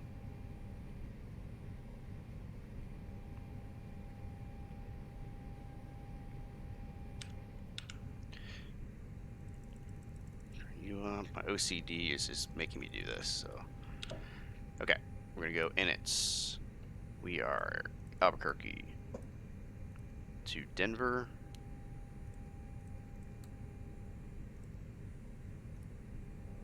Align. We are Frontier 7488. Alright, so let's pull up all of our lovely weight and flight information here. Cost index 18.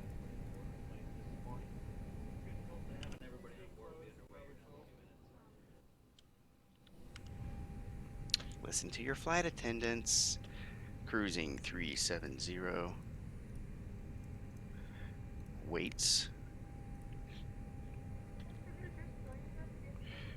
Block fuel needs to be 62.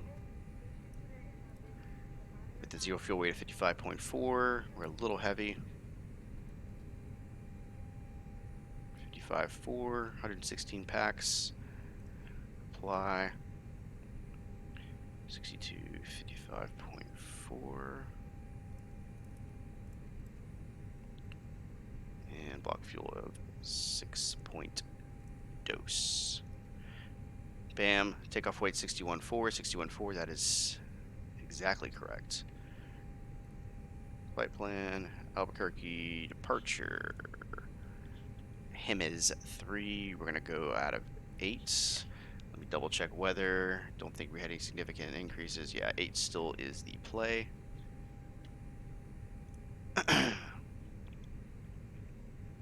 Alright, so the Hemis 3. And there is no transition. Look at that. See, none. Why doesn't the Embraer have that?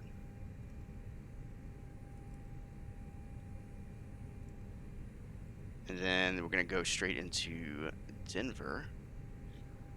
And let's figure out what Denver is doing operationally.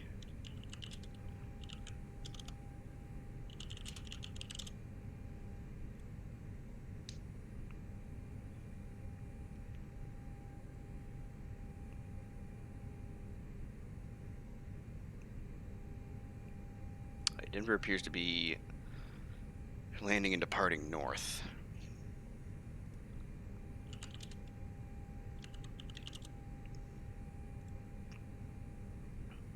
And the winds are 110 at 5, however. And it's only 5 knots. Let me double check that. It's a 5-knot wind, so if it's a little bit of a tail or crosswind, it's not the end of the world. Yeah, they appear to be landing north. I mean, we'll program it that way for now.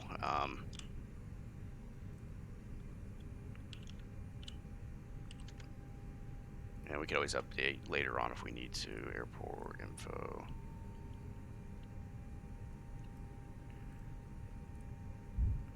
Departure, let me see, Hemis 3.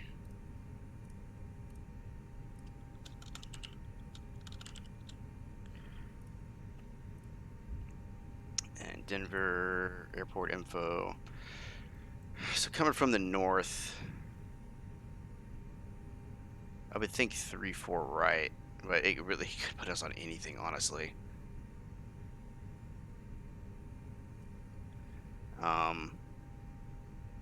I'm actually going to plan for 3-5 left.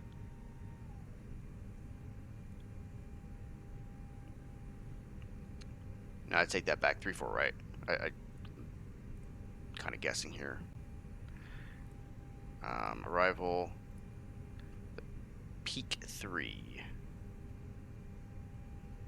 Am I on arrival? Where's peak 3 at? Oh, they're not in alphabetical order, because that would make too much sense. No, they are. Never mind. Just talking shit for no reason. Yeah, see, now the peak 3 wants me to land south, so that's not going to work. Ay, ay, ay. FlightAware, what are you doing to me?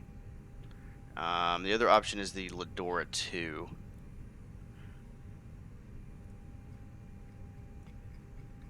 So we need to go arrival. Door 2. It should be landing north. It is. Okay. So we got to refile. No problem.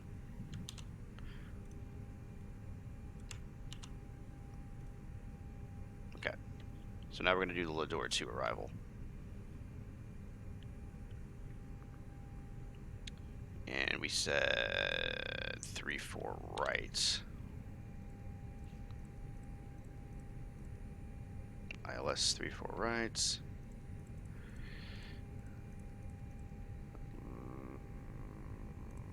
Door 2. Runway via. This is all sub.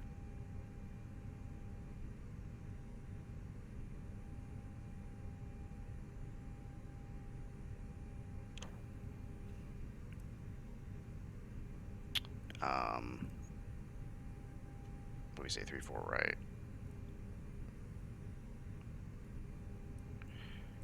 Yeah, so we can do B free. It's fine.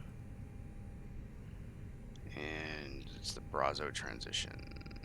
Inserts. Perfect. Jimenez, Brazo, excellent. Get rid of that. Alright, that should all be good. Let's double check our departure plate just to make sure.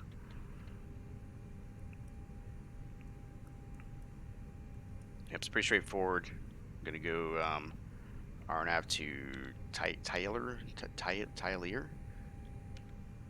with max speed 230 knots. It's way less than that. It's fine.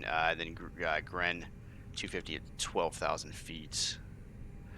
What's the constraint say? 12,000. It's gotta be 12,000 plus.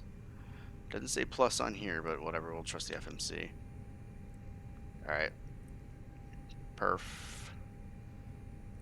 We're on the toll list. I gotta go here. 52, 54, 0.6. 152, 154. Flaps 1 up 0.6. And we're just gonna flex to 45. Perfect. I don't have my hydros on. Okay, it doesn't let me cheat like that. Are the IRSs still aligning?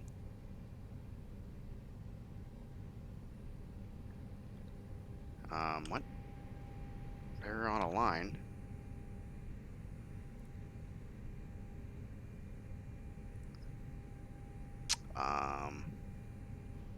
Okay. Does it want me to do the altimeter? 2995? Oh, 1 minute. Okay, there it goes. I didn't see that on there a second ago. Okay, so yeah, it'll be just a minute. We'll be good to go. But our pre-flight's basically complete. We're just gonna wait for the IRS to get itself sorted out. Good news is short taxi. We're literally just gonna go boop right here, Alpha 1, and then we'll be on our way out. So we can go up to our MCP panel real quick. What's our cruise? 380, I think is what we said.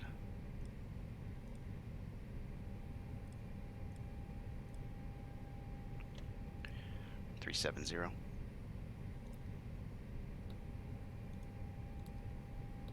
Okay, there's our IRS. 370. All this is already going to be pre-programmed in. We'll make sure our constraints are showing.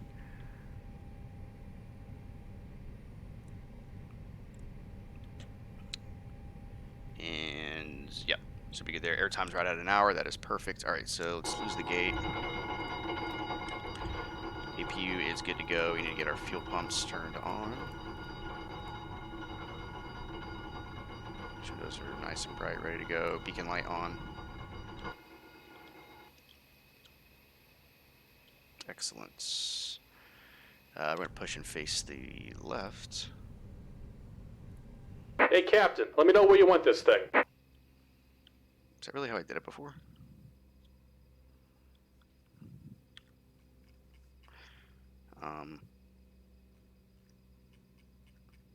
I don't, that's really long.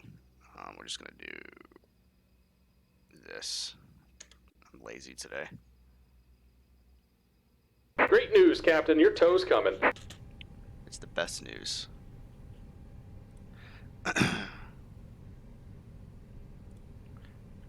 Alright, so we'll wait for him to push us along. Go down here. Go TARA, all that fun stuff. They will give us a squad code once we're closer to Denver. Let me see if Denver Center's even still on. They are.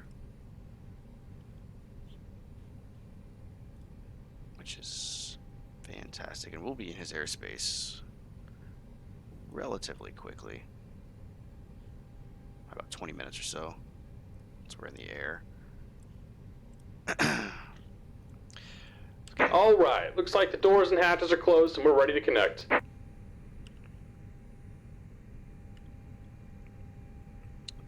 We can get it pre-dialed in here, so 35.6. This guy right here. So we can just switch over quickly. Turn that off. And I want terrain radar.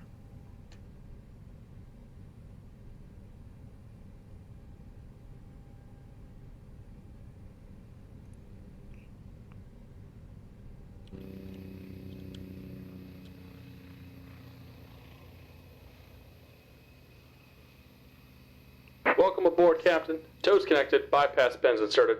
Go and kill the parking brake when you're ready to go. I'm ready. Here comes the pushback. Light them up. Alright, engine starter to the start position. Wait till we're clear of the gate. I forgot to switch from the ground power because I'm an idiot. It's fine.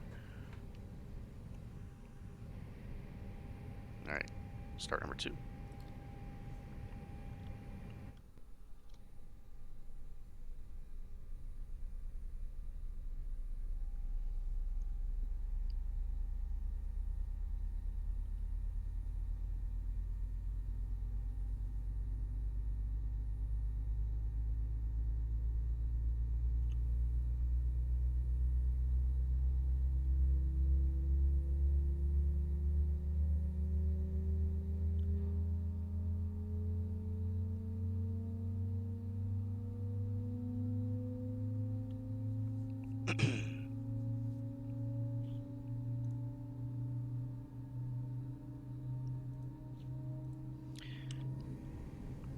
Alrighty, should be a good start for engine 2. We'll wait for it to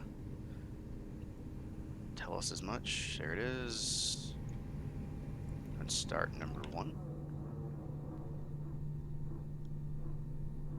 It's the infamous PTU barks.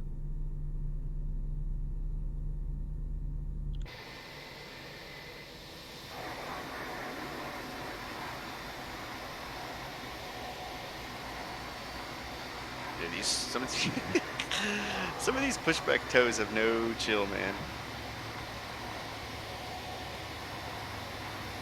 Just about done here. Go ahead and set your parking brake. Park brake is set. And we're disconnecting the tow. Give me just a moment. EGT is rising. Everything looks good in the green. No yellow, no red. Probably want to do that. So there's such thing as pushback simulator. Not that I'm aware of. I don't think you can control the toes yourself. But there's simulators for everything. It wouldn't surprise me if there was like ground crew simulator or something like that somewhere deep on Steam.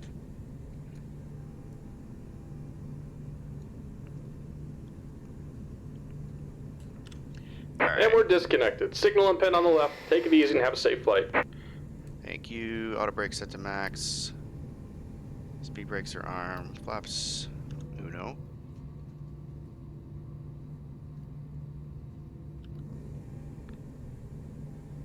Wait for him to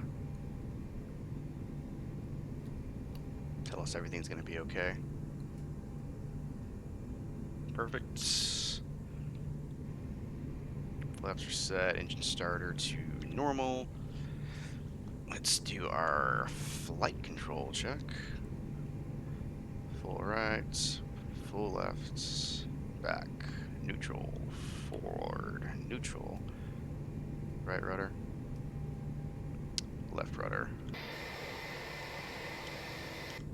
wheels turning. Alright, should be good there. We need to go ahead and go up top here, turn the APU off. Now we can go to 2. I'm going to go ahead and turn our wing lights on, taxi lights, all that good stuff, because we're going to be on the runway here pretty quick. Just going to swing to the right here and we'll be there. Alright, ready to taxi.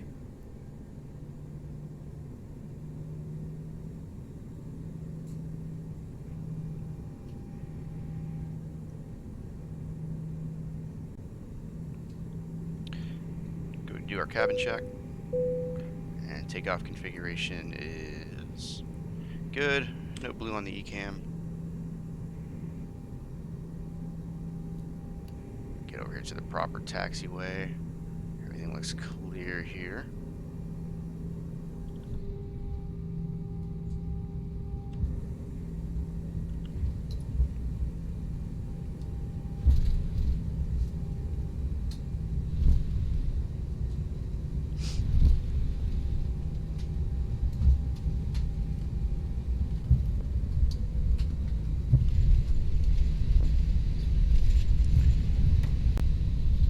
Alright, landing lights can come on, take off. Wing lights are already on. Albuquerque traffic, Frontier 7488 departing runway 8, Albuquerque.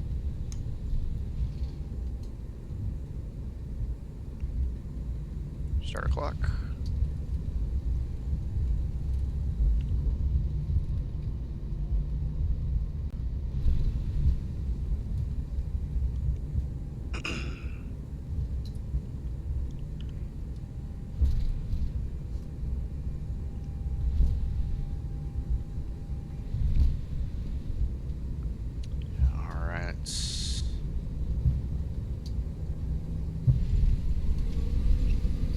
Both engines stable. Flex 45.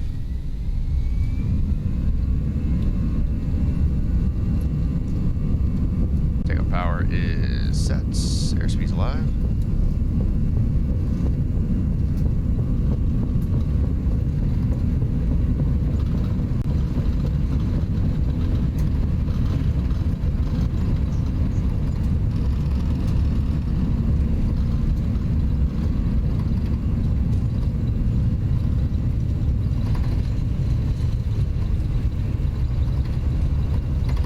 V1, rotate.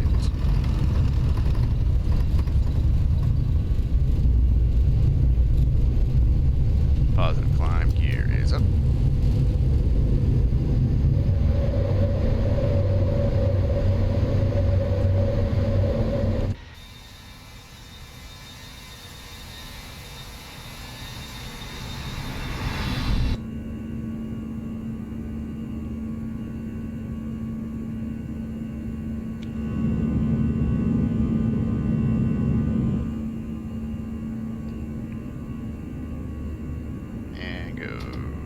Climb thrust. Lower the nose here, pick up a little bit of airspeed. We're a little slow right now.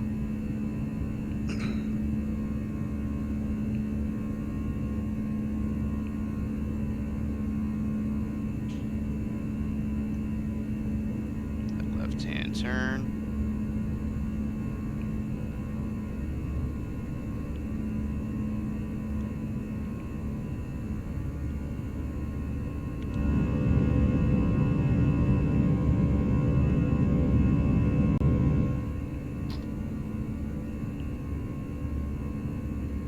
Flaps clean.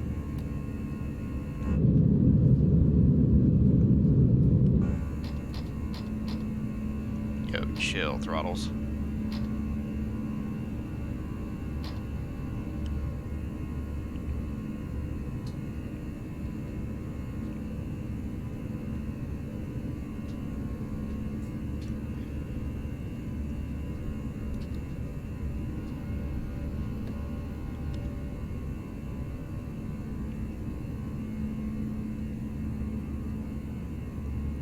Autopilot on.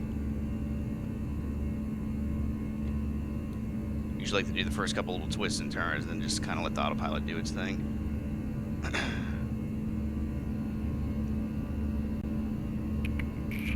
once.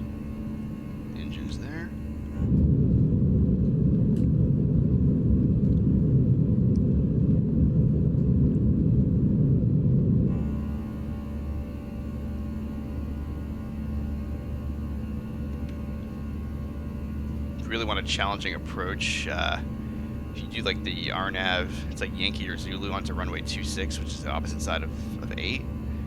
You swing around these mountains, and you swing inward, and then you swing back the other way. You almost make kind of like an S type of thing. It's fairly challenging. You basically have to be configured by the time you cross over the mountains, and it's basically fully visual, and you're having to do a twist and turn on it.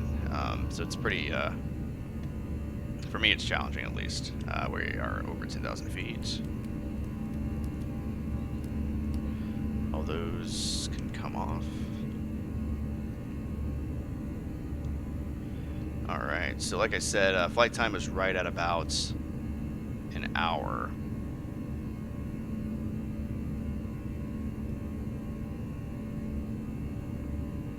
Probably want to tell Active Sky what I'm doing.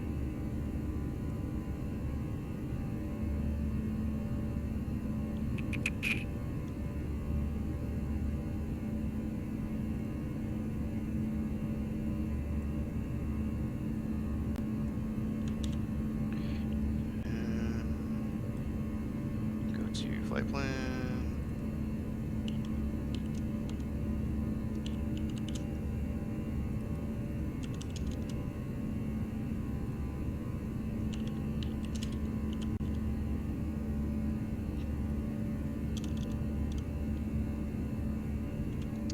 To Denver.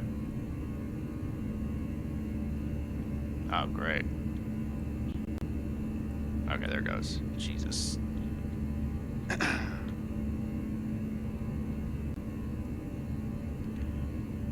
Alright, we can go ahead and cut the terrain radar.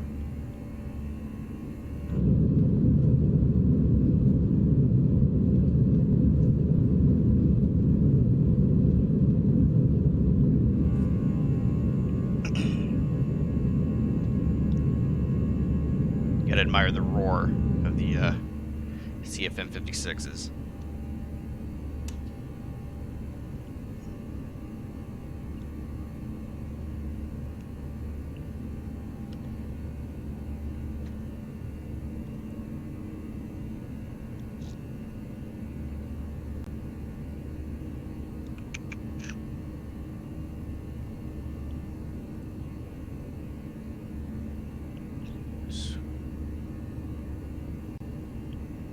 That's not what I want.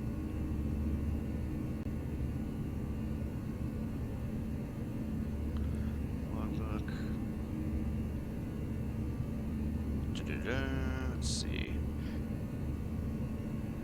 Yeah, so the landing rate, it says that I had a landing rate of 298 on that last landing. It definitely didn't feel that heavy. I mean, it wasn't a freaking greaser by any means, but it definitely didn't feel like 298. Again, it's a smaller airplane, so I know it behaves differently, but that's a little surprising. I mean, really, you want to keep it below 300, 350. Anything above that is probably a hard landing, but a lot of it also depends on like what your vertical speed is when you hit. You want to be on the runway within the first 1,500 feet in most situations. You want to make sure you're within, vertical speed, usually about 5 knots below your VREF speed. So if your VREF speed's 137, you want to be at 132 once you touch down on the runway, and then you want to make sure you're center line. Typically, if all those 3 of those things are present, then it's considered a good landing in most cases. I know people in the community are obsessed with greasers and low feet per minute and butters and everything like that, and sub 100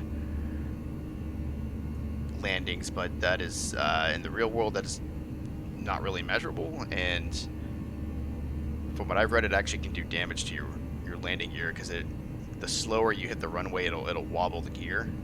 It can cause damage, so you want to be a little bit more firm with your landings as opposed to floating it out and just barely kissing the runway.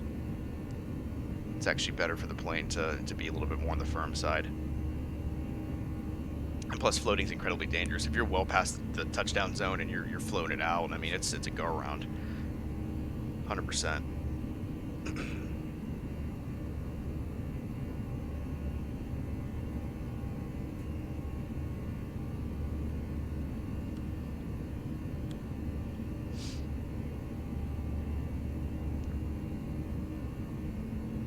So on a good steady climb here, about 2,100 feet a minute.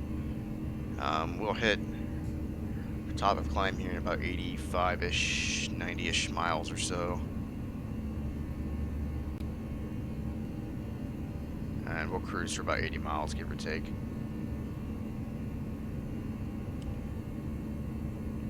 My GPU is unhappy about something.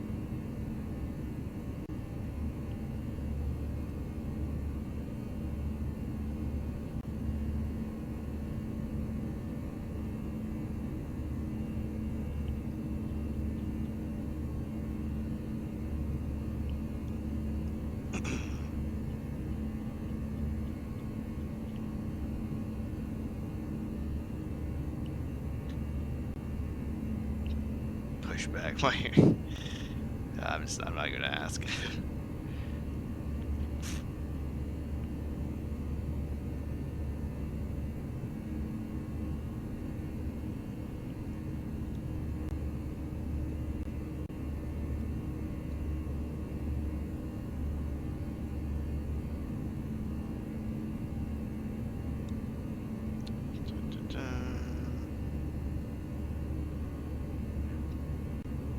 That's what I get.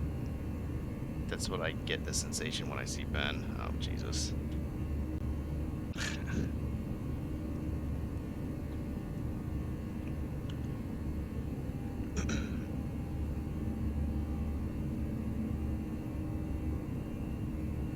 That's one for the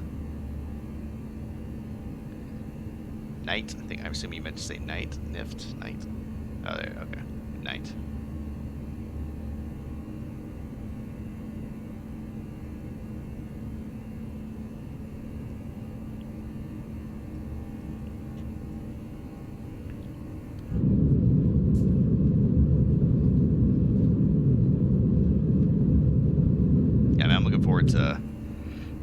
Looking forward to April, man. It's gonna be a weekend of debauchery for sure.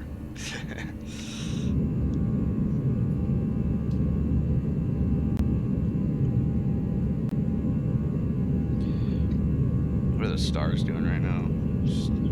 Oh, Radulov scored.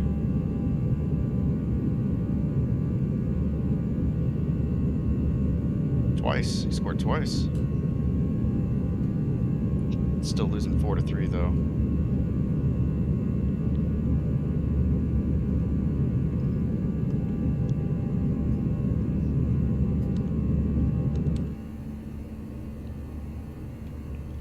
We can probably go ahead and cut the seatbelts. Let them move about the cabin a little bit.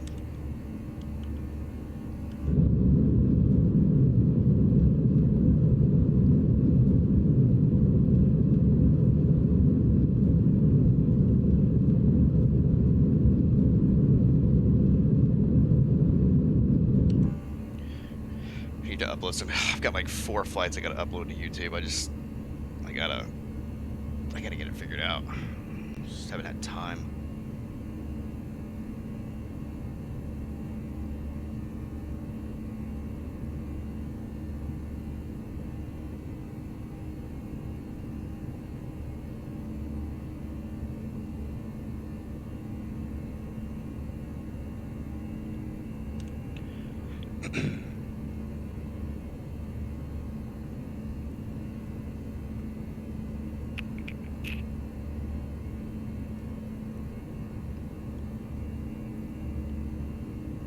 Still about 70 miles out from our top of climb. Once we get about 30,000 feet, we'll see the vertical speed usually decrease. You don't want a high angle of attack when you're higher altitudes. So you can see it decreasing now. And this will get probably as low as about 500 feet a minute once we get higher into the 30,000s. That's just naturally because the air is thinner. You get better performance if you're more level.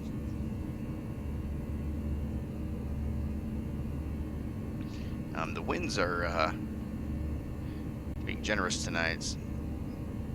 Got a nice tailwind helping us out here, so it's always a good thing.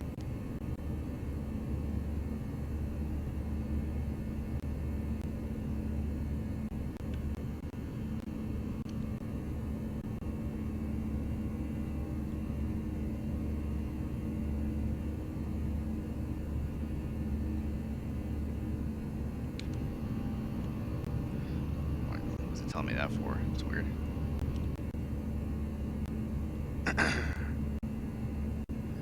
We're loading something in right now. Probably just scenery. Of course, Denver's an absolutely massive airport. It's one of the, I mean, it's got some of the longest runways in the world just because of the elevation. I mean, you're at 5,300 feet, plus you have terrain all around it. So, I mean, you got a 16,000 foot runway, 3-4 laps. That's, of course, where your heavies are going to land and take off. Mostly.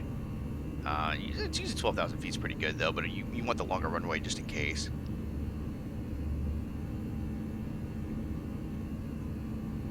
Like I said, we're shooting for 3-4 right. We should be in Denver's airspace here pretty soon.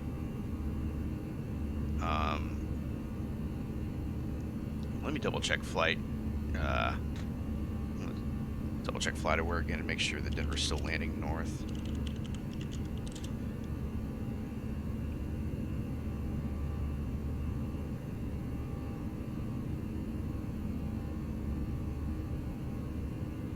Yeah, they're still landing north.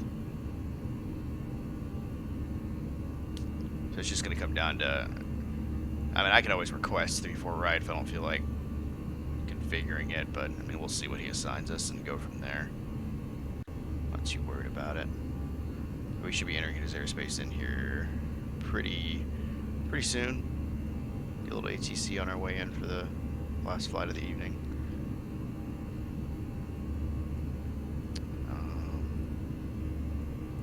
Yep, here's our arrival.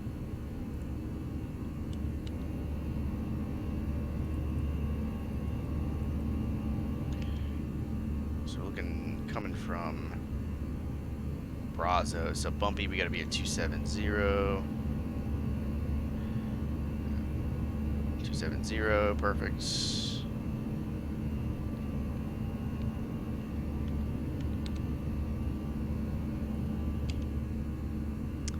Freeze at 20,000 feet. Good. Peak 17. Good. Usually don't have any issues with the toll. It's 16, 14, 13.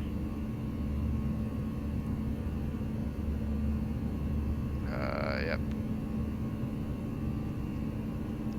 16, 14, 13.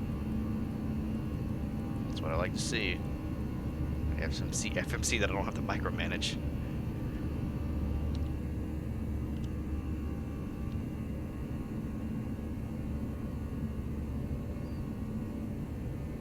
Yeah, loving our ground speed right now. It'd be nice to get to 500, but I don't think we're gonna get there.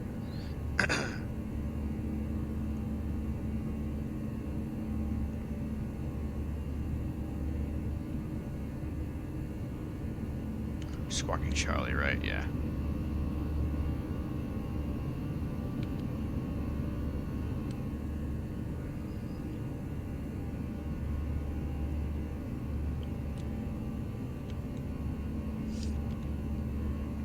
You can just tell, like, cockpit texture quality, like SSG products compared to like Tolis and Flight Factor. Flight Factor has its issues with performance, but their cockpits are probably some of the best. Tolis is nice, but this is the this interior is actually a texture I got off the marketplace, off of the org. So it's not that these aren't default textures. Default's okay, but this, there's pretty much no performance in it. It definitely looks better.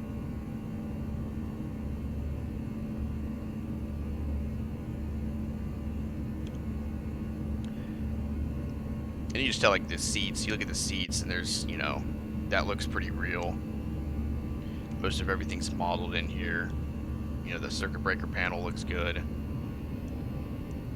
The door definitely looks better than, you just kind of tell the difference with, you know, some of these developers, like, quality of work they put into it.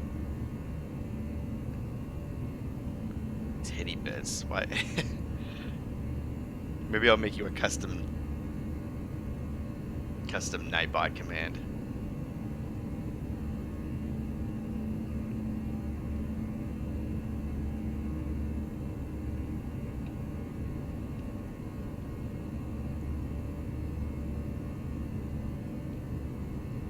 make sure I've got. Is it YouTube? Did I do it like that? No, not that one. I think it's YouTube. Oh, maybe I didn't. Maybe I didn't do that one. It's supposed to link to my YouTube channel. Maybe I didn't set that one yet.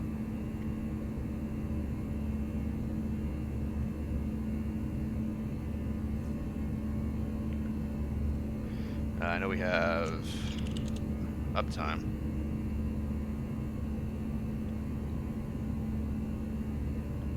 And then if you want to see how long you've been a follower, I think it's followage. Yeah.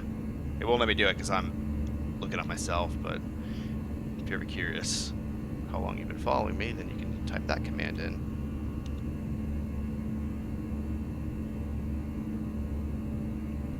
Actually, just about at our top of climb.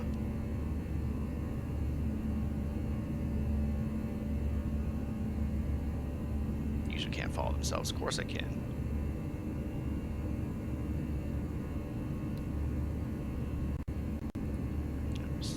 Nice weather reload. As long as it doesn't do it on final.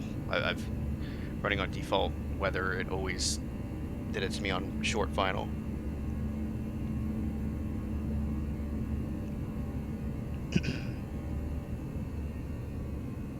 Yeah, man, I'm super excited to fly the Embraer a little bit more, though. I'm definitely going to be streaming with that a little bit more. Obviously not every time, but it's a cool little plane. It's a nice plane for, like, especially like really short hops, like 40-minute flights or something like that. It's always a good change of pace.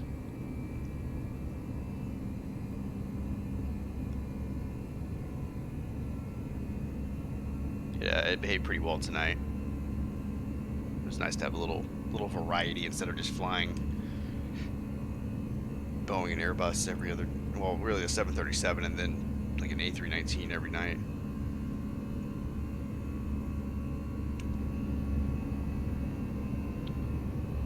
We are 61 miles from Brazo.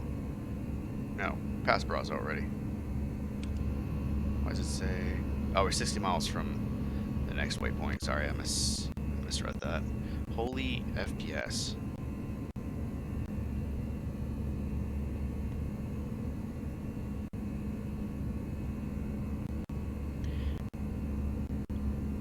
This load in, whatever it's want to load in. Alright, so we already kind of briefed this arrival already, so for now I'm sticking with the Lador 2. I mean, FlightAware's got me landing north, so I'm going to stick with that. Denver should be calling me already. Actually, I should be in his airspace. Yeah, I'm definitely in his airspace. I'm just going to call him myself.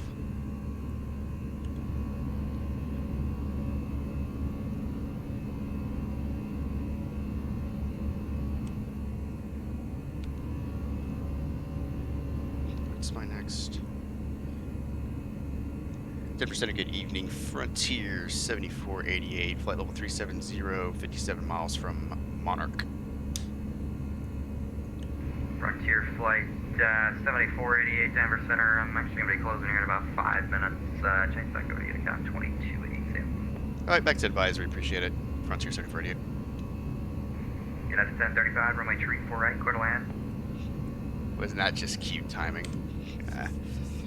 He has been on for a while. It's not like when LA Center gets on and like they're on for like 10 minutes, then I file and then they get off.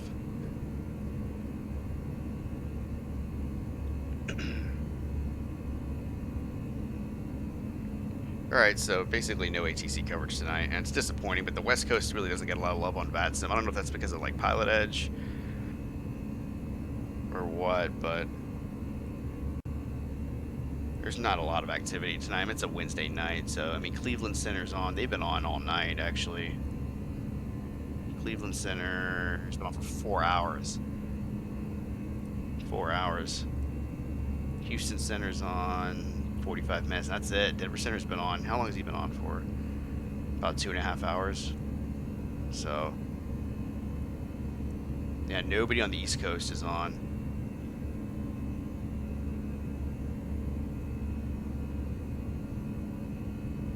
Yeah, so definitely a slow night on the network. But all is good. don't need no ATC. I just hope I have, like, the traffic, like, if there is any conflicting traffic when he gets off, I hope that they're landing on the right side of the runway, because I'm going off of what they're doing in real life. That was something I wanted to do.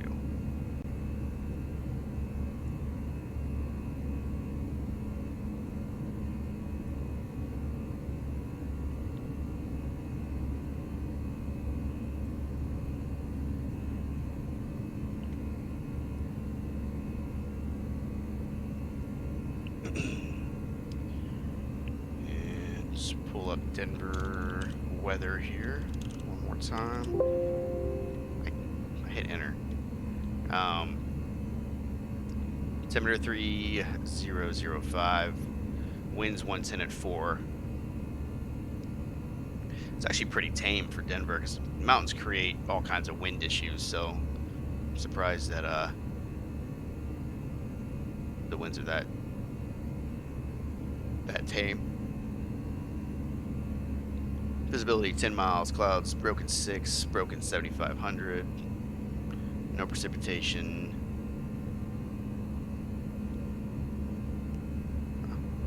Looks good. I can deal with it. Bottom out altitude is 13,000 feet on the Lador 2, so we'll go ahead and get that dialed in here. And once we hit Ladora, I'm going to go right into these guys here, all the way down to about 7,000 feet, and that'll put us about 2,500 feet AGL. Should be good for intercepting the glide slope. Clear that out. We're going into the destination data since it's yelling at me to do it already. So we'll go perf and approach phase. So altimeter is 35. Temperature of, it's right at freezing, and winds 110 at 4. So we will, once we go through the clouds, we're probably going to have anti-ice on all the way down. Keep an eye on that. Our decision height, since we decided on 3-4 right, is 200 feet. So go ahead and plug that in. And approach is configured. Approach speed 136. We'll expect about 141, just for a little bit of wind correction. But it's 4-knot wind, so it's really not going to be. We can probably just target the speed and it'll be fine.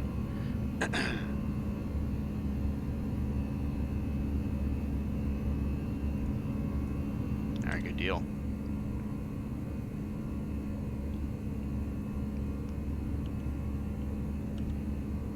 And the good news is, good news, straight approach in. So this is like pilot's dream. You just straight in, you're right there. Instead of having to circle around and do a downwind, it's pretty straightforward.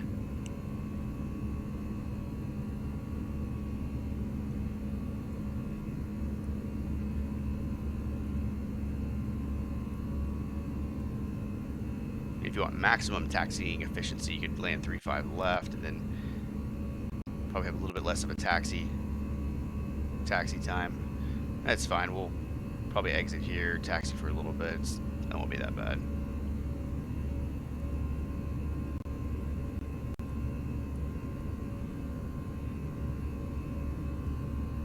I think there's another runway out here, right? It's yeah, it's 3-5 left. I thought they had another one. I mean, they've got this weird random runway out here.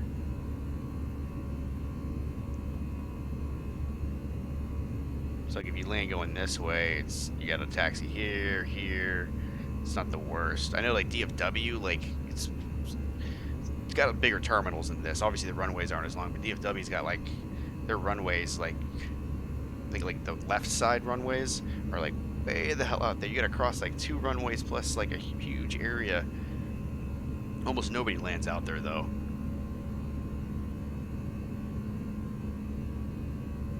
They've got a ton of space out there. Actually, just pull it up now. Why not? Oh, hold on. I gotta make sure we're not dropping yet. Really? Jesus. Because I'm still typing.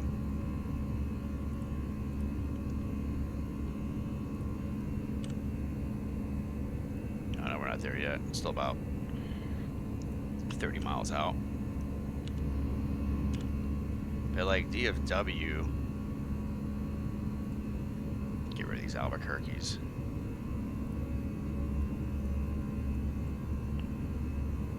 Yeah, it's got this thing over here. So this runway almost never gets used. These four are all your main operating runways. You'll have like departures on one side, and then you'll have arrivals on the other.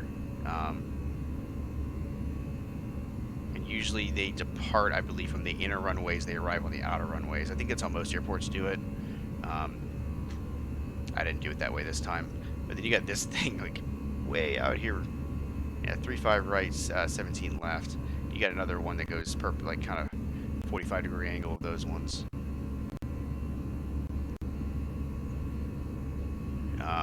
Those very seldomly get used, but they got pretty long runways in Dallas, and the elevation is not nearly as dude, what the hell is going on?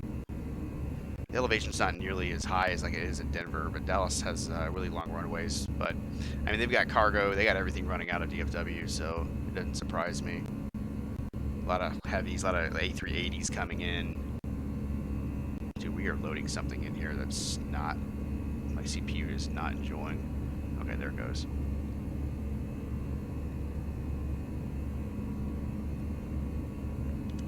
So yeah, DFW is an interesting airport, but like I said, when I live out here, so they usually just use these four runways here. These ones, like I said, rarely get used. I think maybe they'll use this for like cargo, because like the FedEx ramp is over here, so. But you would think that the cargo planes would want the longer runways. I don't know. And then UPS parks out here. Oh wait, sorry. I'm looking at it the other way. FedEx parks right here, UPS parks over here. Forget I'm looking at it. This is north.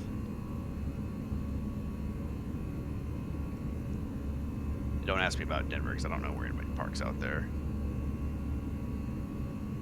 No, we got a ton of Frontiers. We'll be out there with our Frontier brethren. Speaking of cargo, I need to fire up the 7.5 again and run some cargo in that.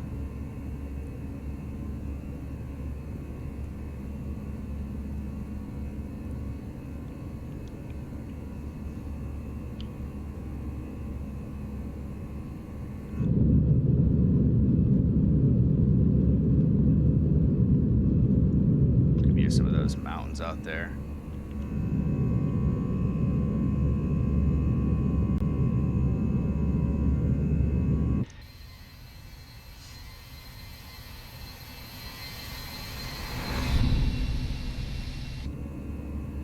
Alright, so we go ahead and start down. Get everybody back to their seats.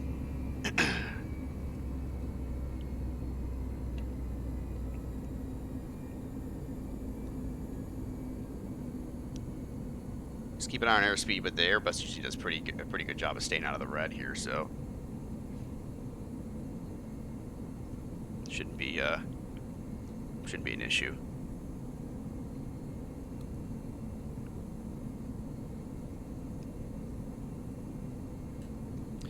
And I'll cheat and check out VATSIM just to make sure there's no other conflicting traffic.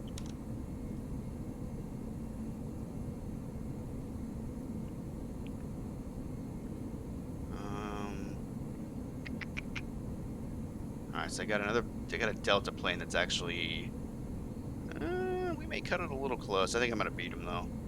I have a more straight line in approach. He's probably about 20 or 30 miles behind me. Probably more than that actually. We'll just keep an ear out on the advisory channel and hope we don't have a mid-air collision. Should be fine though.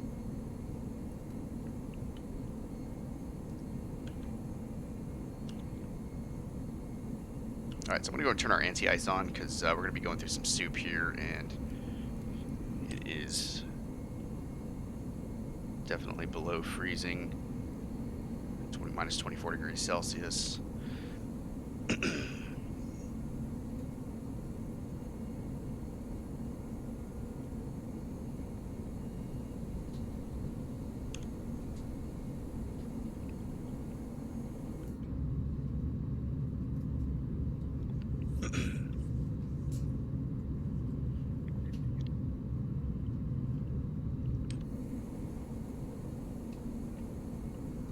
Just hope my performance holds up. Denver is kind of one of those. It's Xcoder's Denver. It's a good airport. It's modeled really well, but I sometimes have performance issues. And I'm in one of the more performance-friendly planes, so it'll be interesting to see. I'm trying to remember if I've flown the A319 out of it recently or not. I know I flew the Flight Factor A320 in at one time, and yeah, my frames weren't happy about that. It was not a good time.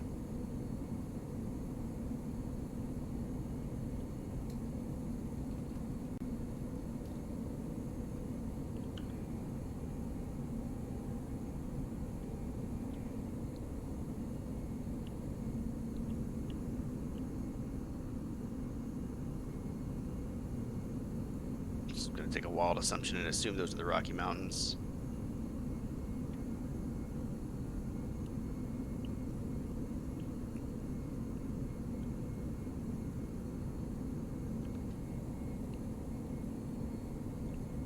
Everything's looking good. We're well within our.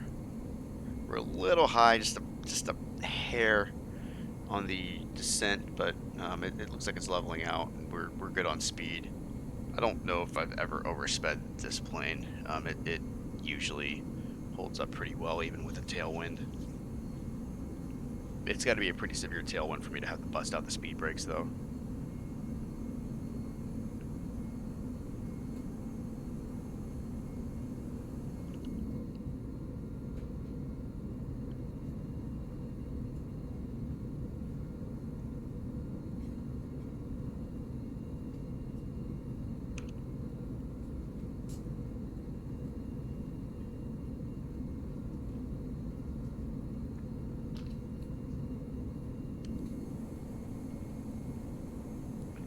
Super Bowls this weekend. Who's everybody got for the Super Bowl? I think it's gonna be a close game, honestly. I think Kansas City is gonna win. I think Patrick Mahomes is gonna win MVP, but I feel like some people are sleeping on the 49ers. I hope it's a close game. I hope it's a good game. I hope it's not, something stupid, or it's like a blowout or something. But I mean, Kansas City it's stupid stacked. I mean, obviously Mahomes is probably the best quarterback in the league right now. But I mean, obviously, if I had to pick, I'm picking Kansas City. But I'm hoping San Francisco at least challenges them a little bit. But I'm thinking it's Kansas City's year finally. I do kind of want to see Andy Reid get one, even though I hated him when he was with the Eagles.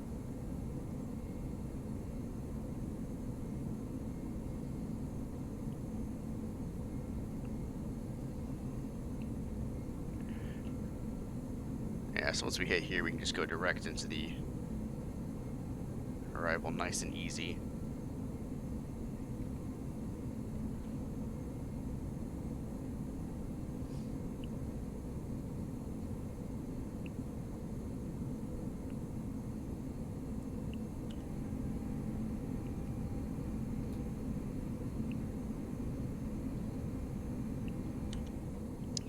Keeping the anti-ice on. Ooh, I tell you, man, my GPU is not liking these clouds. Usually I don't have issues with the clouds. Like I said, I really like how the clouds are rendered in, though, because I feel like with like the default clouds and whatnot, it was all like just like one solid layer, and it just didn't look realistic. At least with active sky, it looks a little bit more reasonable. A little bit more realistic. It looks more volumetric, and I've got the performance cloud set, so I'm assuming like the more high definition version would look a lot better. At least these have some damn volume to them.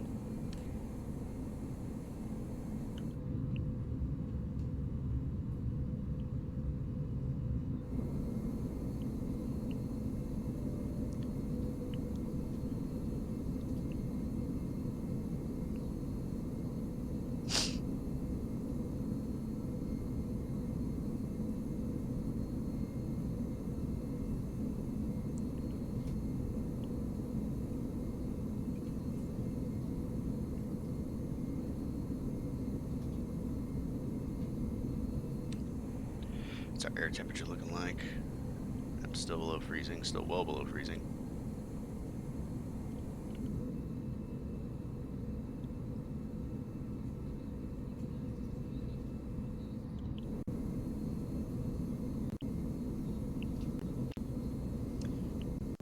Loading something in here as well.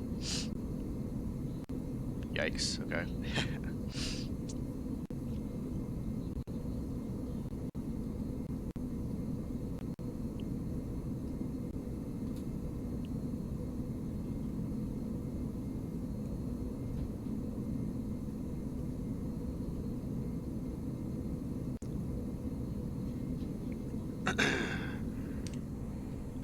Yeah, my GPU's not liking something. It's pushing almost 100% right now.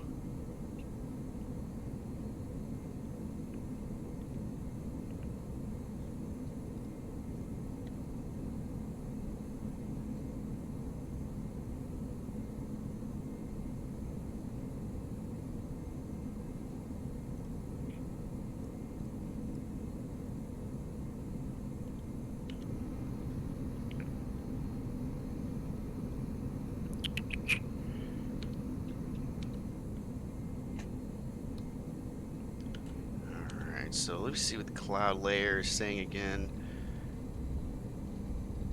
Broken 24, broken 5, overcast at 6. So we won't break out of this until below 6,000 feet, which is about 1,500 feet AGL. So we'll be in the soup for a while.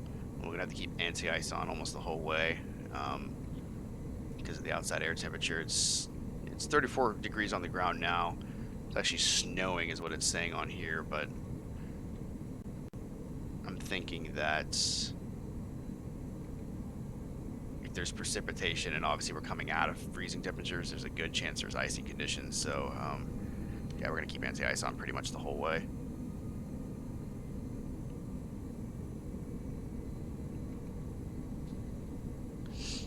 Good on fuel, 4,200 kilos. Probably want to go through our missed approach procedures just in case. So on missed approach, we're gonna hang a left, go over here, and we'll probably just come back in and just rejoin the arrival, should that happen. On a missed approach, climbing to 5,800 feet, we will turn left, get ourselves up to 10,000, heading at 270, and then we would hold there. HEC would vector us around. We'll vector ourselves in that situation, but that is our missed approach procedures. Go ahead and cut our terrain on.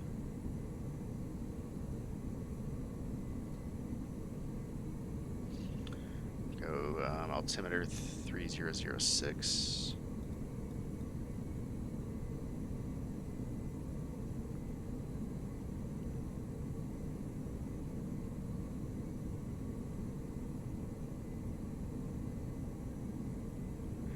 So I'm going to go ahead and connect Ladora to the next deal here. So we're going to clear out the manual, clear out the discontinuity, insert that, and that'll loop us straight in there. A little bit of a janky looking loop, but you get the idea.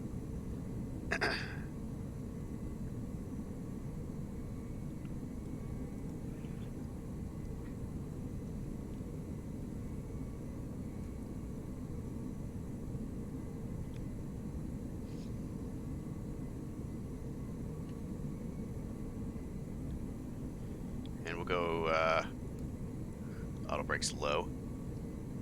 And I'm going to go ahead and arm our speed brake. So we have that geared up and ready to go.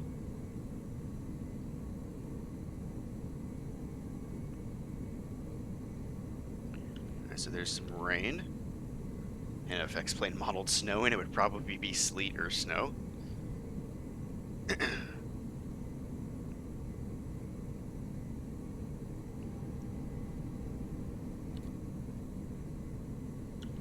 No, that is not lightning. That's just cloud textures being stupid.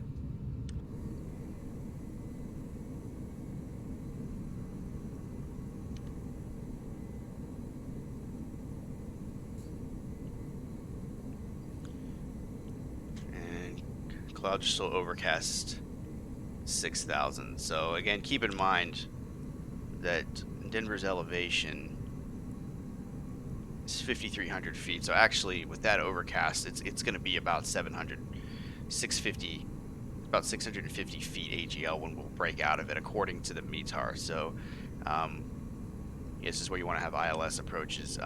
No need to do auto land. I mean, we should break out of it and get a visual well before minimums. Is this a Cat 3 runway though? Is 34 right a Cat 3 runway?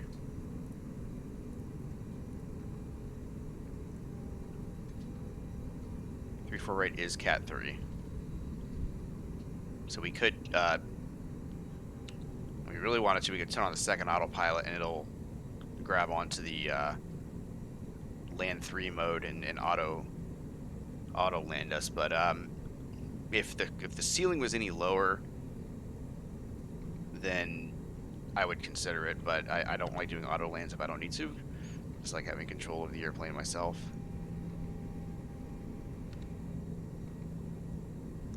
We are slowing to 210 knots. I need to take us down.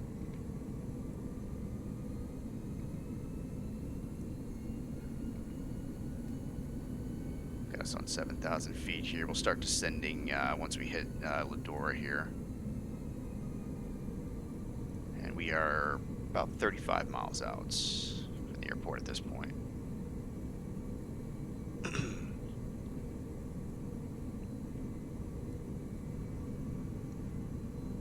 We also do have a wet runway. I don't know if there's an option in the perf for that. Next phase, no.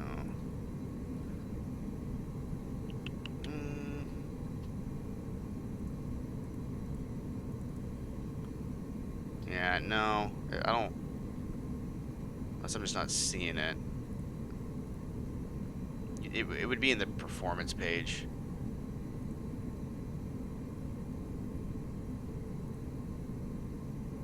No. No. Yeah.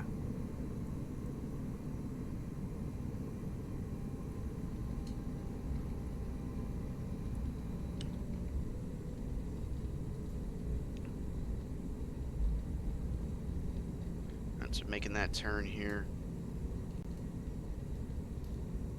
Still in the thick soup here. And we won't turn the wipers on until we're closer to final. There's just simply no point. I'm going to go ahead and throw out a notch of flaps though, just so we can start on a more reasonable speed here. Let me see. When's our next decel point? Yeah, so I'm gonna have to slow us down manually more than likely, which is fine.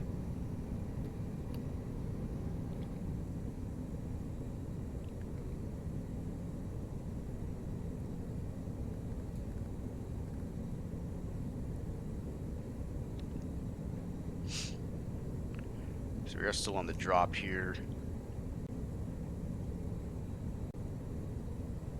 Cognizant of the airspeed. A little close to the red. We're not really dropping speed very much. I'm gonna give us just a little bit of speed brake just to get us a little bit further off that red. It's not really helping though.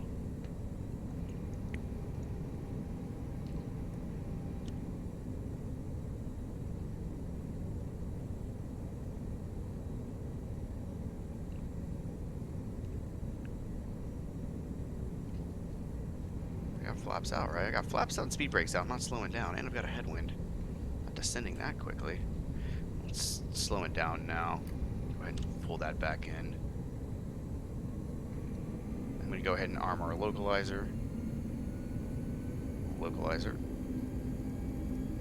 Why isn't the localizer arming? Hello?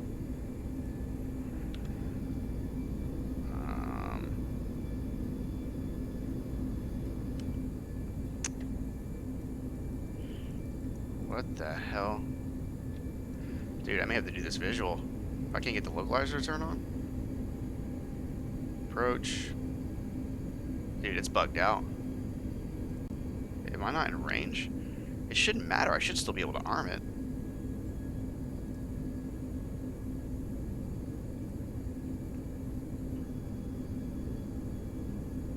It's interesting. Keep an eye on it. I mean, if I got to bring it down myself, I will. It's kind of an annoyance, but not the end of the world.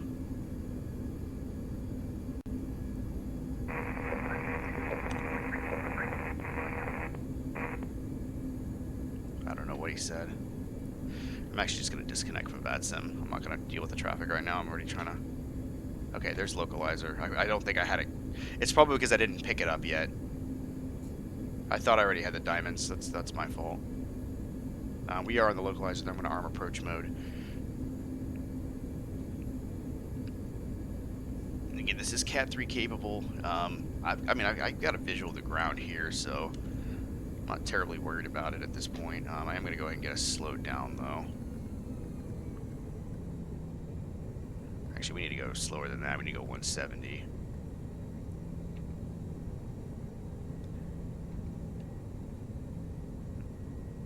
Alright, flaps 2.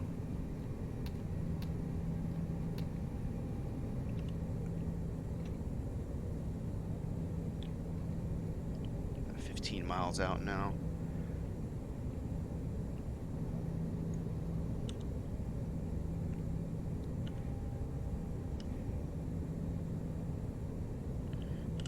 Go ahead and... That's slow? You consider that slow? Okay. Alright, so the windshield wipers aren't modeled very well in this.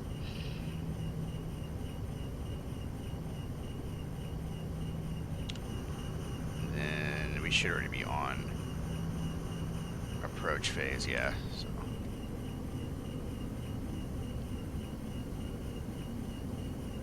Got glide slope. I'm gonna go into arm approach mode.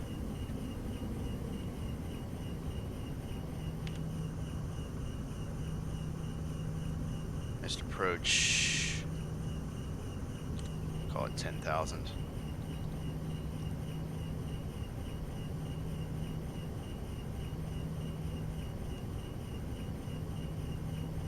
Flaps 3.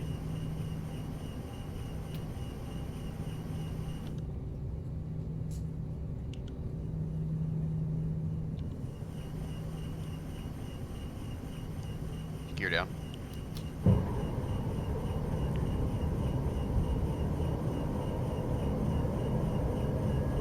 Flaps full.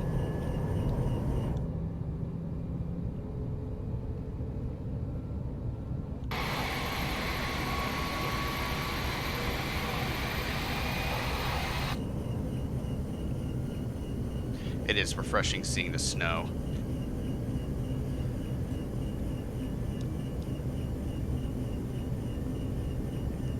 I disconnected from VATSIM. It's just not, without ATC, it's almost not worth it. So I'm not gonna break my neck trying to communicate with people at this point.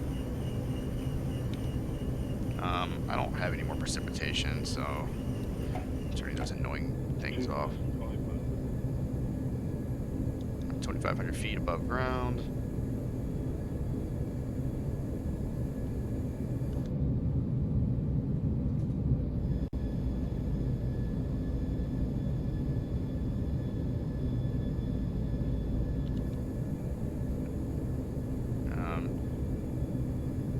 Got visual a little bit ahead, okay. Why? Okay, there we go. I've got runway now. I thought it was going to give me a fog layer again. That would have been super annoying. I'm going to let autopilot bring me a little bit closer. We're going to go ahead and do our cabin checks.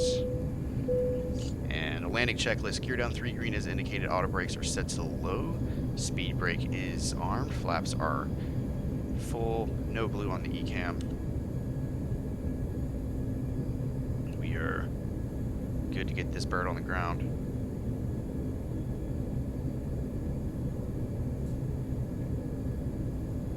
As I get a little bit of rain, I'm just going to put it on my side.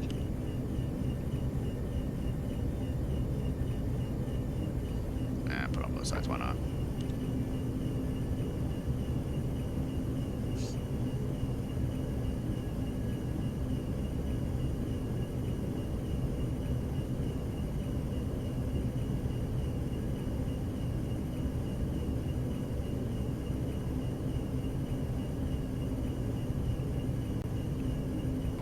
Airplane.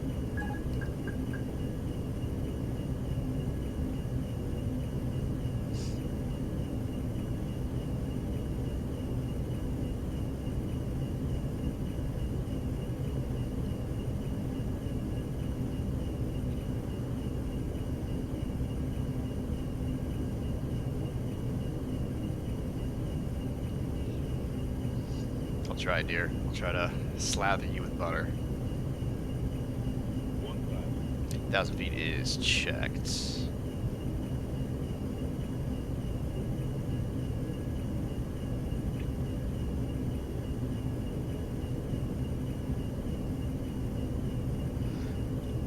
I'm not gonna mess with the windshield wipers right now. I'm not on short final.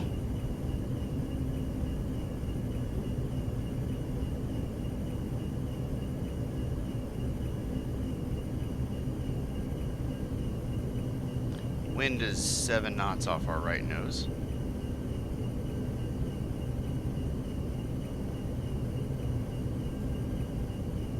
$500. 500 feet's checked.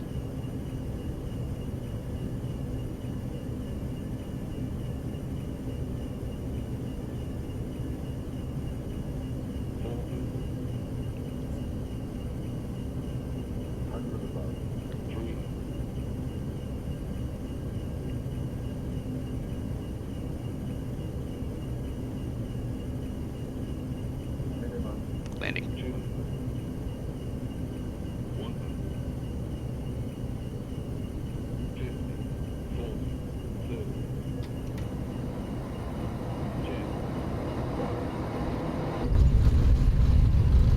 Reversers out.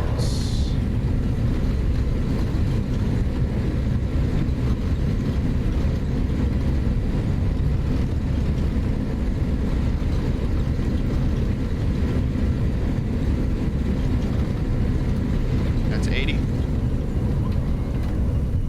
Reverser stow, go to manual braking. Bring the flaps in. Take this exit right here.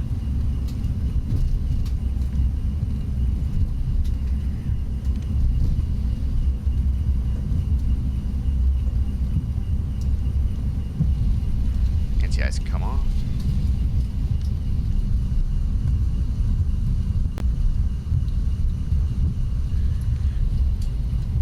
So we need to get turned around here.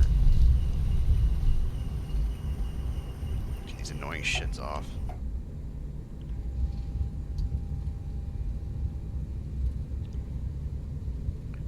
Oh yeah, my frames are poopy here. Sub 30 frames. It's insane. Kill a clock, kill all this good stuff here. APU is running. We need to go taxi. I never even turn my wing lights on. Oops.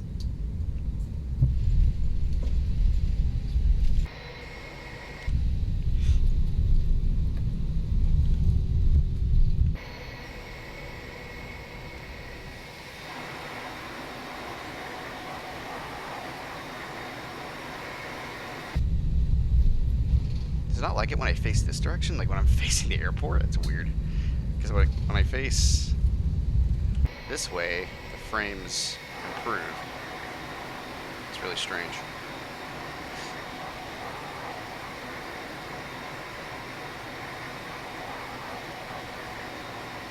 So basically, with no scenery, I get good frames. Huh.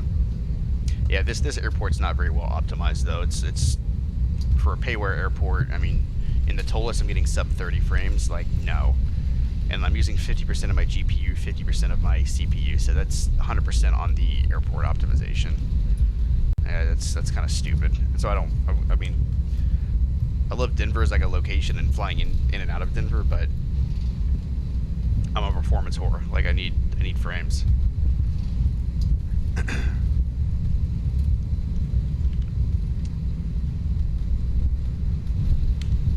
We can cut it here and hit up golf. Yeah, I mean, these frames are just unacceptable, honestly.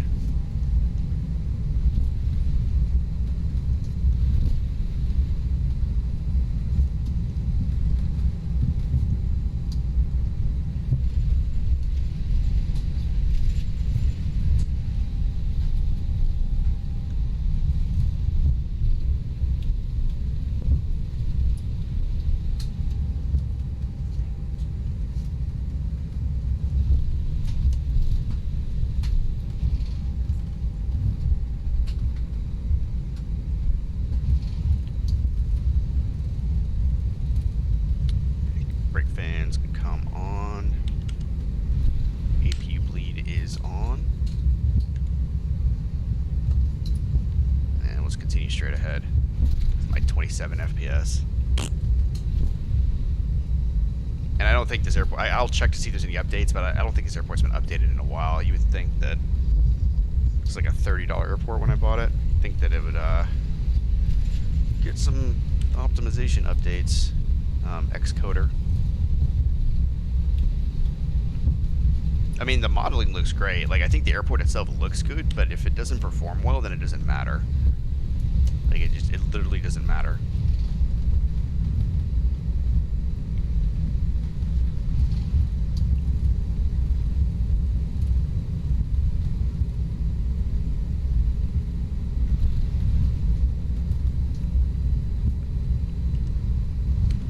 I do think that was a decent landing, though, so we'll obviously take a look at it and be judgmental.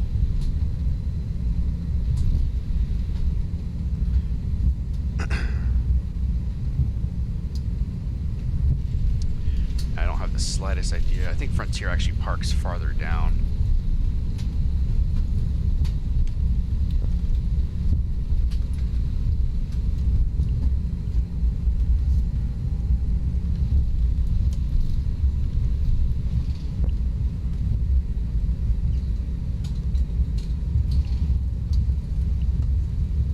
Yep, going up on a hill here.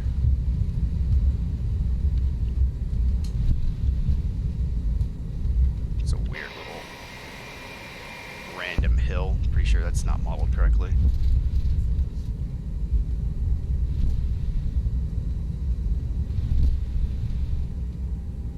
Like I said, the airport itself looks great. The snow scenery coming in looks fantastic. I think the frames are a little bit more reasonable right now. That looks absolutely amazing, but I mean, for me to, in the Tollus, to only get, you know, 30 FPS or less, to me isn't where we should be. Donde está Frontier Terminal?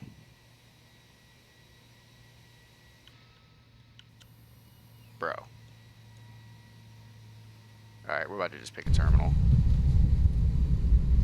I see a gate right there.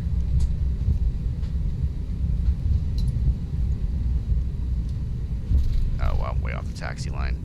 Oopsies. Dude, this is Denver's hub. Where the hell is the Frontier Terminal? Or Frontier's hub. Where's the Frontier Terminal? Yeah, I like that gate right there.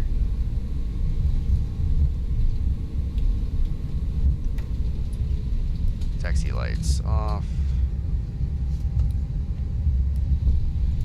Oh, I never turn my landing lights off. Oops.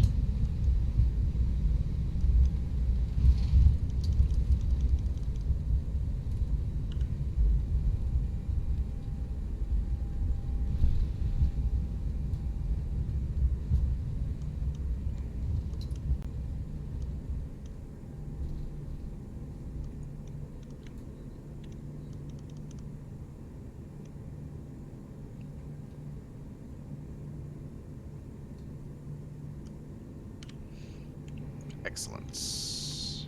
And APU is on. Engines off.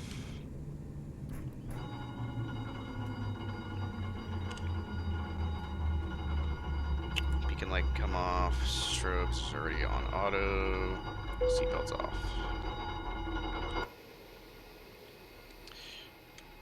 Alrighty. FPS has improved. I'm happy with that. I guess it's just in that particular spot it doesn't like.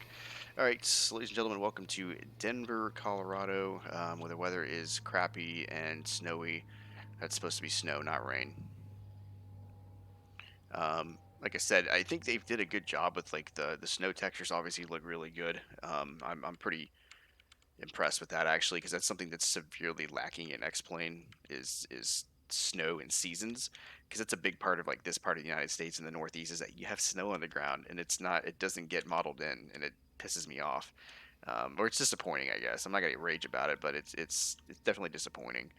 Um, but this is Xcoders Denver. It's modeled really well. Like, I mean, the terminal buildings look great. Just performance in certain areas is a little off, as we've seen. So, we could use just a few improvements there. I have Denver downtown modeled in. You just can't really see it because downtown Denver is actually quite a ways away from the airport. I'm trying to figure out where it is. It's somewhere because I just downloaded it off the org today. You may not be able to see it because of the poor visibility. Yeah, I can't see it. I'm not gonna worry about it. Appreciate that, Mr. Bonds. All right, so let's take just a little peek at the landing here. The longest taxi in the history of taxis. So I gotta go back like halfway on the video.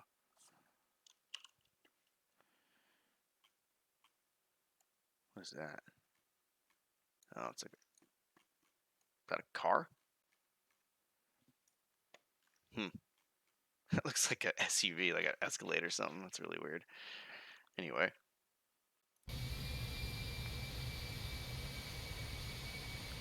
Just ignore the door being open.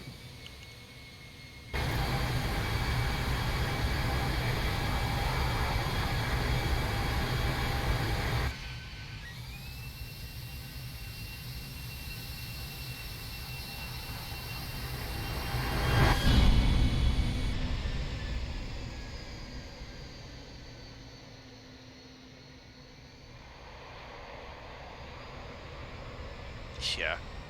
This random SUV in the sky.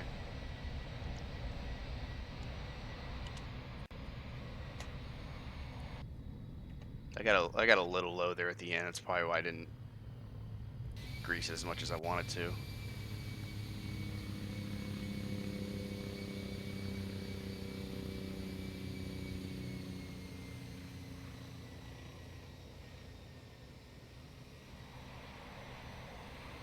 I'll take it though. It was creamy. Like I said, it's as firm as it needed to be. Landing rate's 227. I mean, to me, that's a good landing. Like anything like sub 100 is unrealistic, honestly. If you want to like compare to real life type stuff.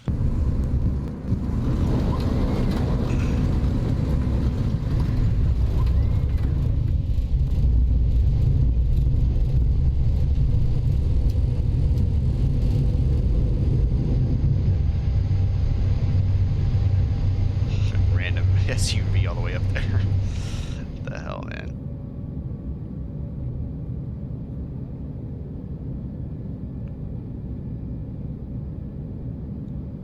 Firm is better than whiplash, but sometimes if you're too firm, you get whiplash. So you got to find that right balance.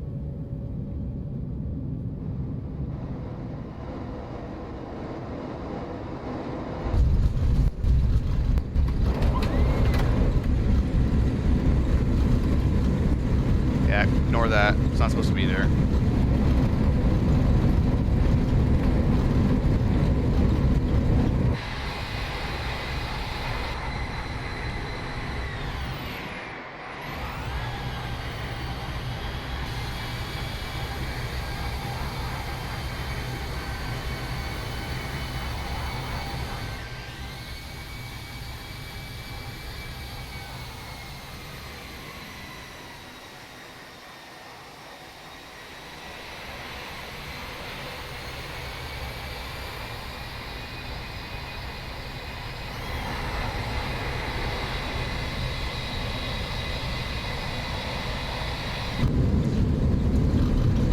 Alright, last one from the GoPro.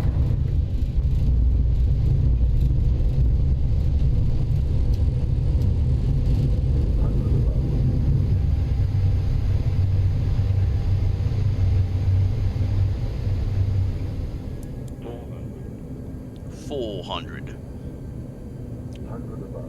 Minimums.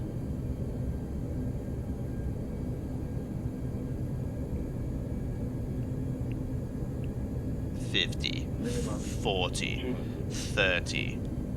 Retard. Retard. 50, 40, 30, 10.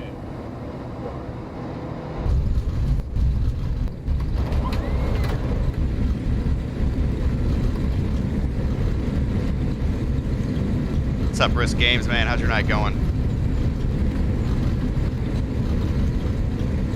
Little hot, was that a baked potato with butter on it? Yeah. It's awesome, man.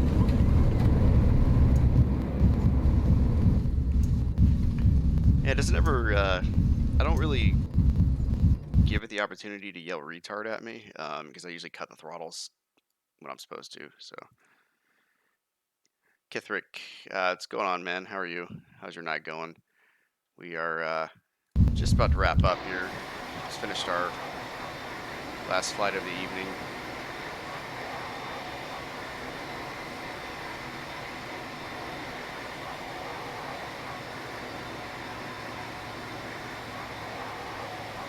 Nice indeed.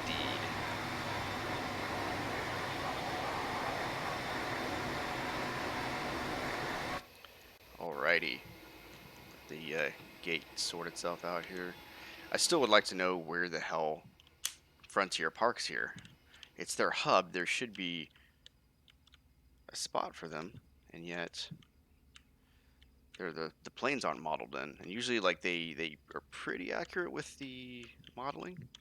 So if anybody is familiar with Denver, oh, there they are. They're like tucked away over here. Okay. So that's like basically the last terminal closest to these weird TP looking things. Okay, I'll remember that for next time. We got a random WestJet 7-3 parked over here. Can't really see it from that angle. Oh, A gates. Yeah, okay. Okay, good to know. Wow, you guys are quick on that. I didn't know that off the top of my head. Oh, that's literally me. Okay, never mind.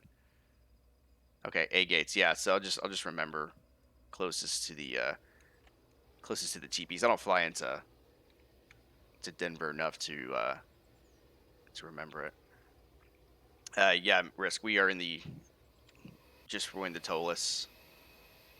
Flew the SSG E170 for the first flight and finished out with the TOLUS. Flew the HAL Frontier when I lived in Denver. Oh, okay, good deal. Yeah, it's their hub. So that's why I was like, why don't they have a larger terminal here? But yeah. I like flying Frontier. I like their liveries. Frontier's liveries are always nice. You know, I like the green engines, and then of course like the random animals on the back. So it's nice change of pace to fly with them. But ladies and gents, unfortunately that is my last flight of the evening. I've got to go work for the man tomorrow, so I send you guys over to someone here. They don't have the budget. Okay, yeah. They used to give free cookies. Really? They probably just get cheap peanuts. All right, Kethrick. All right, man. Yeah, appreciate you stopping by. Have yourself a great night. Of course, anybody else, don't forget to drop a follow if you enjoyed everything. Mondays and Wednesdays are my normal stream nights. We'll try to squeeze some more times in on the weekends. Hopefully Saturday and or Sunday.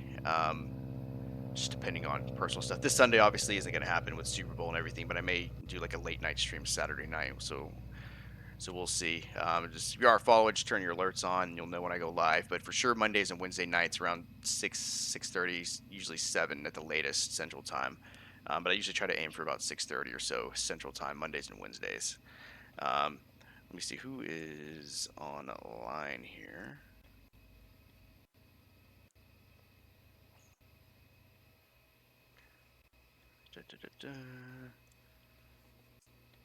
Oh, there's literally really nobody on. Yeah, I've hosted him before. Duluth Fly, he's a decent guy. I haven't seen a whole lot of his streams yet, but I know he's going for affiliate. He's pretty close. So I'll send you guys over to him. Always try to host every stream just to make sure we're trying to help the community grow as much as possible. So I'll send you over to Mr. Duluth Fly. And hope everybody has themselves a great night. Have a great weekend. If we don't see you again, like I said, I'll try to be back on Saturday night, but won't promise it ahead of time. But see you guys later. Everybody have a great rest of your week and stay safe out there.